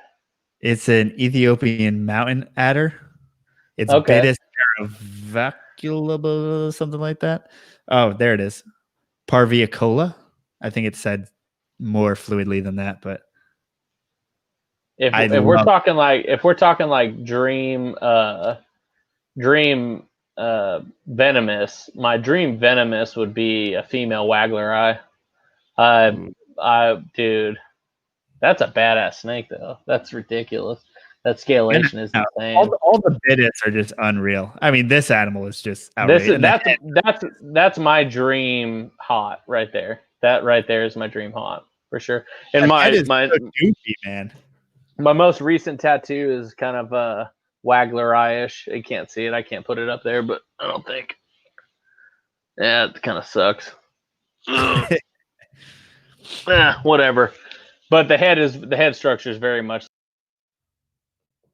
my tattoo artist is doing. He's like, yeah, this is just like early turn of the century, just a snake.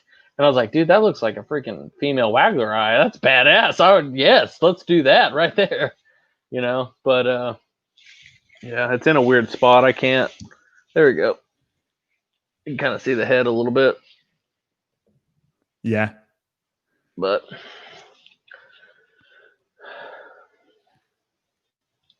look at homeboy's nails. Yeah, dude. Ew. That's nasty, dude. That's fucking gross. I'm one of those guys that clips my nails extra short because I can't stand seeing dirt under my nails. So to me, that looks fucking nasty, man. Ugh. Are you trying to be a witch or something? That is gross. How dare you? Sitting there. It's nasty. You ever see those girls with the giant nails like try to text? Yeah, it's gross. It's like click, click, click, click, click, click, click, click, click, click. You ever looked at the bottom of those girls' fingernails? I don't want to. It's doo-doo brown, dude. It's disgusting. Disgusting. But yeah, man. As far as like stuff I got going on, I'm pretty good. Except for I would like to get a female that male, and then I'm gonna ship you this one with python, you know, but which will help me out. But there you go. You know, I'm doing pretty good as far as that. I don't know. I just would like to progress some of the projects that I have versus, oh yeah, give me that hairy bush viper, baby. Oh yeah, Ryan Cox and Justin were talking about these guys. Yeah, I love hair. That's a squam, right? I love hairy bush vipers. Yeah. A Theris. I've got some pretty cool ones. Some photos of some pretty cool ones. Sorry, I don't have any, but I've got some really cool photos of some that I need to get framed. They're just like sitting out in my snake room. I want to frame them. Yeah, cool animals. I am like a total idiot when it comes to venomous reptiles. Me too. I listen to like snakes and stogies and stuff, and they're using all these scientific names. I'm like, yeah, I know what a pygmy is, but I don't know what all these other scientific names you're using are. But I'm down to watch what you guys are doing and smoke a cigar. Yeah, I'm getting into now house plants and different types of plants because I'm working on the vivarium. So I'm learning all type of different ridiculous genuses and stuff like that. And it's just there's a nerdy part of everything in which you just use Latin names, and you got to remember all this dog shit. I remember some of them. It's just like I only remember, like, it's just like school. I'm only interested in the shit that, or like I only remember the shit that interests me. Like I'm not gonna remember all these fucking Latin names for these rat snakes that live in West Texas that I don't give a fuck about. Not that they're not awesome, but I don't give a fuck about them. It just is what it is, man. I'm not trying to be rude, but hey, it is what it is. I would love to find them, but I'm still, even after I find them, probably not gonna remember the scientific name. Sorry, that just is what it is. And I give kudos to people that can do that. It just, I don't have the brain capacity. It just, no. Yeah, we have our limit as far as everybody has their threshold of stuff that they're willing to remember, and for me, it's scientific names of stuff that I'm interested in, and anything past that, I don't care. And you're liable to completely mess up the scientific name anyhow. I mean, the stuff that we have. Yeah, as long as you go into it like saying like, hey, I don't know what the fuck I'm talking about, but hey, this is what I think is cool, then you get a pass as far as I'm concerned. Like, whatever, you know. Brettles, Breadly, whatever. Okay, so I'm cool with all those except for that last one you just said. I can't say that. I can't do that. Breadly. I know that everybody says like that's how you're supposed to say it. I'm like, nah, never. I'm never gonna say that way ever. It doesn't matter how many times that someone's like, hey, that's how you're supposed to say it. You will never hear me say Breadly, other than it's just so right hard. Now. We are so used to saying everything, just saying the I at the end, in which, you know, we can't change the rules now. We've gone too far. Yeah, I'll say Brettles. They've been the wrong rules all along, but I don't know. Breadlie. Even Breadlie. I just say Brettles. That's kind of my go-to. Breadlie I've said, but Breadly, that just doesn't sound good. Brettles is technically the common name. Yeah, like, Brettles is the plural. It's like, hey, here, yeah. I don't know. It just doesn't sound good to me personally, but I think his actual name, wasn't it Breadley? That's like how the Australians pronounce his last name, right? Is that why everybody says that that's how it's supposed to be said, or? I have no idea. No, I think there's some rule. If Scott was here, he'd tell us all about it. I forgot what's right. Sorry, Scott. He was in the chat when we were bullshitting about water pythons to set us straight on our shit. He needed to be to say Brettles or Breadly. Breadly, yeah. There's too much Merca in me to say Breadly. I can't. I just can't. So you want to talk geckos? Yes, please. Tell me what you've got going on, man. You talk a little bit. I haven't talked a lot, so you talk. I got morning geckos, which are super fun. I actually got them from Bill Bradley. So Bill Bradley sent me over some morning geckos, as well as some cutting of some plants, which is super awesome. And Zilla plant lights, which was also awesome, courtesy of Zilla, which was my first time messing with those. And since I have a bunch of plants, I have a bunch of stuff to basically try out. So yeah, I'm pretty pumped about that. The morning geckos have been super fun. I set them up all bioactive. So I have some springtails in there. I have some powder orange isopods. And love them. I've been putting the powder oranges. I've been putting the little the mankai or the babies in there. Mm-hmm. And is that what you call a baby powder orange? A mankai? Is that terminology? Yeah, like man, MANCAE. Sounds like some Karate Kid shit to me. So. Yeah, some people call them monkeys, but I believe mankai would be the correct way to say it. But I've been putting the little ones in there, and they actually chase after them. I wasn't sure if they were eating them. Definitely the bigger ones, they were killing them. Really? Yeah, the little morning geckos. And by the way, morning geckos, if people don't know, the ones that I have maybe 2 inches long. So these are like a little micro gecko. But Yeah, but I've been really enjoying them. They were killing them, and now the bodies are gone. So I don't know if the other isopods took care of them or they just they ended up eating them. But I got some fruit fly cultures for them as well to eat those. But I wanted to see if they would eat the isopods, and I don't know. I guess they are doing something. I have a story today of one of these guys. Let me Hey, see. It's so fun going to the hey, enclosure and trying to find them. 1 second. I just got to step out for just 1 second. Just real Yeah. quick, okay? All right. Yeah. Yeah, so this is the little mourning gecko, and it's really hard to describe how small it is, but I'll try my best as far as that pebble is probably about the size of a quarter or so. So this little gecko is just perched up on it, and it's fun going into a bioactive enclosure that's filled with plants every single day and trying to basically find the animals that are in there because they are all in different places. It seems like they will have their spot where they hang out for a day, and then I see them there, and then they get startled from me seeing them, and then they don't go back to that exact spot. They'll go back to a different spot.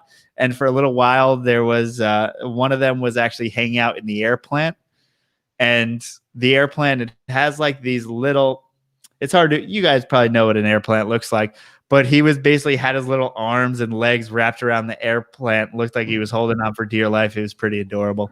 But so yeah, I've been having fun trying to see what they do and kind of their daily behaviors. They go, all over the enclosure. They are getting a little bit. They've grown a little bit used to me, and they don't exactly run away every single time I see them now. But and Sorry about also that. they weren't shy about hunting at all, which I thought was pretty cool, and they were pretty active in trying to murder things, which is cool for a little 2-inch creature. We're still talking about the morning geckos? Yeah, I just rambled for a while. I know it's Okay. it's All a right. lot for a morning gecko, Sorry, man. sorry about that. I had They to deserve step it, out damn it. real quickly. A lot of liquids going in, a lot of liquids going out, That was actually impressively quick. Hey man, I don't want to hold up the podcast, and I'm enjoying this. So my question to you was, I heard you mention on the I think it was like 2 podcasts ago, that are you breeding gargoyle geckos, or you just got what's going on with that? Are you breeding them? Yeah, so Chris Painshop, he actually sent me a bunch of Badlands herpetoculture.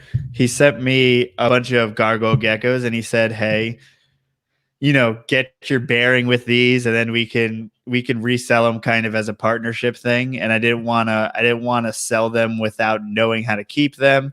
And then in the meantime, I kind of we worked out a deal to get some higher end geckos. So I wasn't sure at the time exactly what I wanted to start off with as Mm-hmm. far as projects go, but I got really into the oranges, and it's just something I guess that came naturally as far Ooh, as that's cool as hell, man. I I'm not like sure if gargoyle. it's like the original like Port City Pythons logo was orange, and so I just and most people like the red, but honestly, I find the orange to be more striking against the other coloration. I So like that a lot, dude. so So this is going to go. so this is obviously a young gecko. Are you like raising this up to breed? What's going on? Are you what are you doing? Are you selling geckos? Are you breeding geckos? What's going on? So I am selling geckos. I have some crested geckos for sale as well as some gargoyle geckos for sale. But these guys are the ones that I'm holding Holding back. back. Well, Okay. not even. I honestly I traded out a project for these guys. So I traded project for project from Chris. This was actually, I believe, one of his holdback oranges, and he made the mistake of he sent me a picture and he's like, like I don't have really. This is what I have. It's good, but it's not as good as this one. But this one's my holdback, and I'm not going to get rid of it.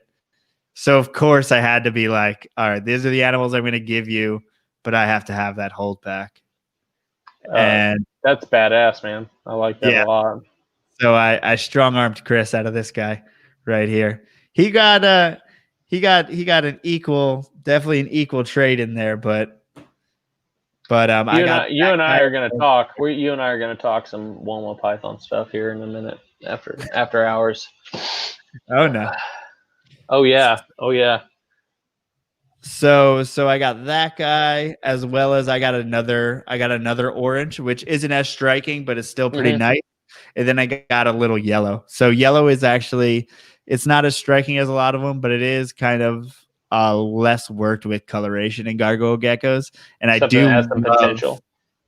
yeah, and I like the yellows and browns. It actually looks good together. It's like you ever see like those old school Steelers uniforms that are like Yeah. chocolate Yep. brown and yellow? Yep. It like it has that to it. It's almost like an old candy bar or something. Like I don't know. There's something like old fashioned looking to it. It's pretty cool.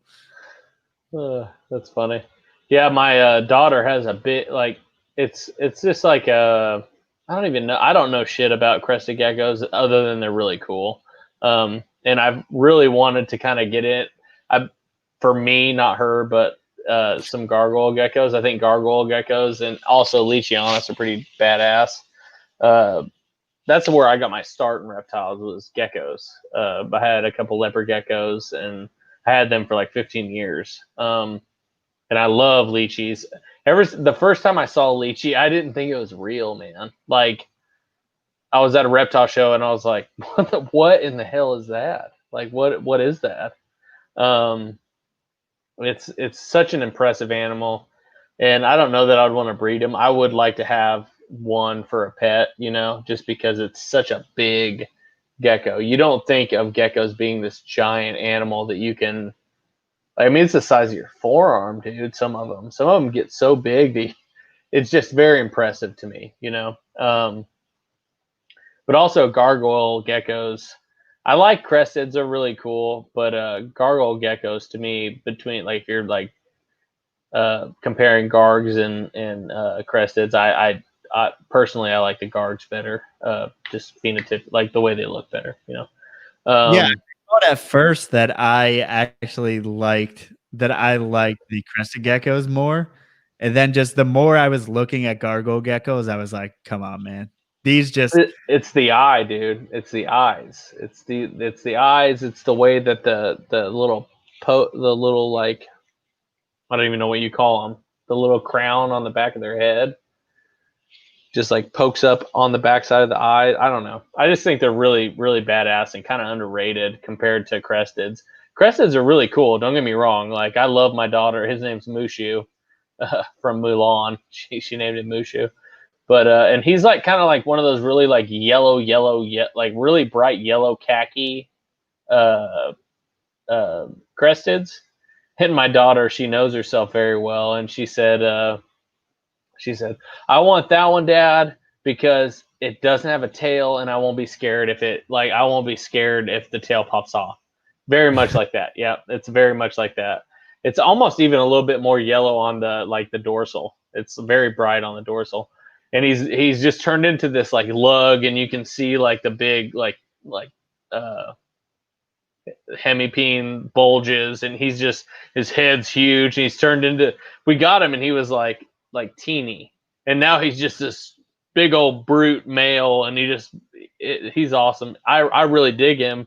And she's like, I really want a female, Dad. And I was like, well, let's get his cage upgraded and you can get a female, and I'll try to talk to some people about getting you a female for him. I know people that deal with that kind of stuff. And she loves him to death. And I don't know, geckos are just such a cool way to get. It's such a like good ambassador species to get people into reptiles, because for the most part they're super friendly, unless we're talking about tokays or even some leachianus I've heard are kind of bitey. But it's just a great ambassador species for the reptile community. yeah, they're so like they're not intimidating, especially Not these at new all. Caledonians. They're super not ready to bite ever or even really defend themselves, and they're also super easy to keep. They eat a powdered diet. Like all these things make them It's so just simple. Yeah. And they tame down super easy. Even the jumping, like they tame down quite a bit. Another thing that I would like to get into is the help me out, the leaf tails from Madagascar. What's the genus? Genic leaf geckos, Europlatus. Are they the Europlatus. Yeah. I would like to get some Europlatus. I would say that geckos, as far as legged creatures, for me, are definitely on my radar for something to expand upon, because that's where I started. The geckos were what got me into this, and I feel like I'm kind of ignoring something that got me into the stuff that I love that keeps me sane, man. Yeah, I want to look up Chris. Chris has these. Oh, damn it. Now I'm on a guitar pedal. Uh, Oh, I think is this the one I said, what is that legged creature? And you're like, what is this? this is a Urodactylus, I think is how, or Urodactylus agricola. I think it's called the chameleon gecko. It's a New Caledonian gecko, I believe. And I want to find a good picture of it. Some of them are just super, super cool looking. You have these, don't And you? they're no, this is Oh, okay. a little bit next level for me. But Are they're they smaller? I don't believe so. I think they stay in about the same range as your cresteds and your what do you call them, and Okay. gargoyle. Find and keep in mind I'm talking about something I pretty much know nothing about. Hey, But those are the best things to talk about, right? yeah, but I wanna bring up some good pictures of them, because there's a lot cooler species than you'd Ooh, that's expect. really cool. Dude, like the scalation on this is Yeah, just weird. it's intense. And the Wow. the mouth goes pretty much all the way back here. That looks like it'd give you a good bite if it wanted to. Yeah, and I don't know if Wow, they look want at to. that. Yeah, They I are doubt they. I doubt they do. I just see that big mouth, and I think it's okay geckos. So I mean, it's definitely possible. I once again know nothing about them. This one's even a little bit more lychee shaped, it seems. yeah, yeah, that's interesting, man. But yeah, They're there's just just so many. they're super cool, man. This one looks severely obese. It's got like fat folds on its fat folds.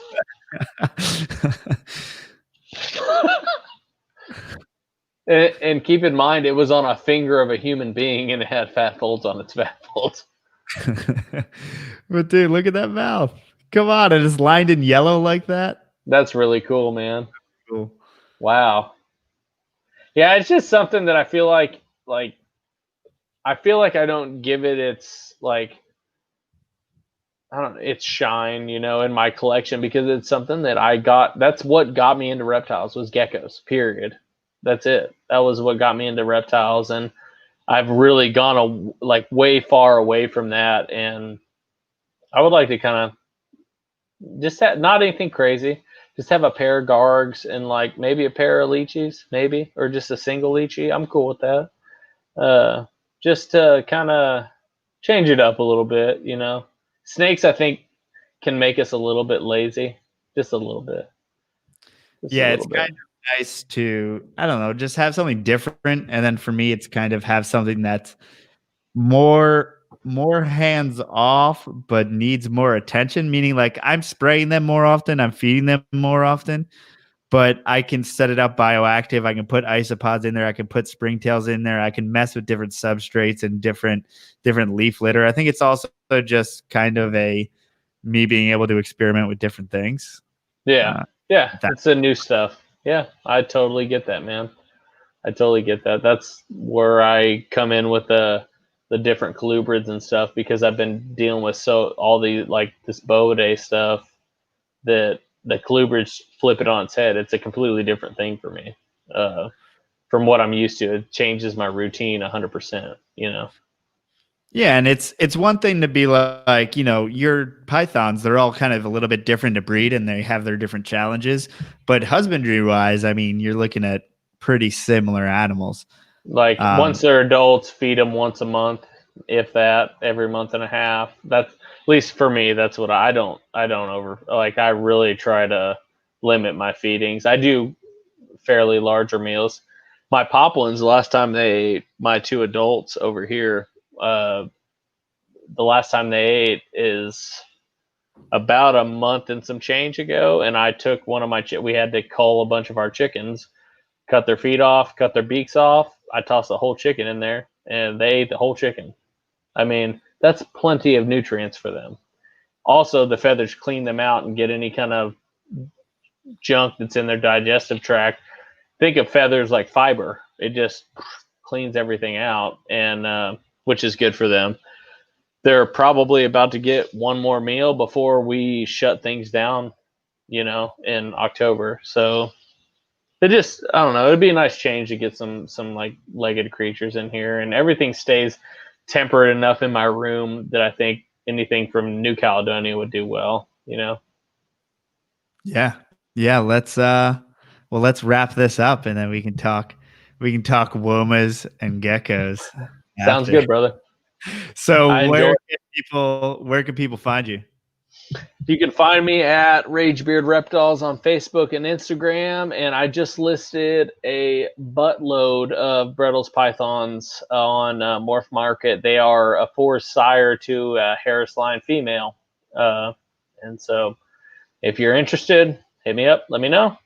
I'm an open book. If you need help or whatever, I'll answer any questions you have. And those guys are well started, right? Yeah, they were born September 9th of last year, so they're over a year old. Come on, you can't beat that. Too easy. As for me, Port City Pet everywhere. Port City Pet, Instagram, Facebook, Port City Pythons podcast, YouTube. Here we are, From the Ground Up podcast. Thank you guys so much for being here. Austin, thanks for hanging out, and we will catch everyone next week. Thanks for having me on, brother. Of course.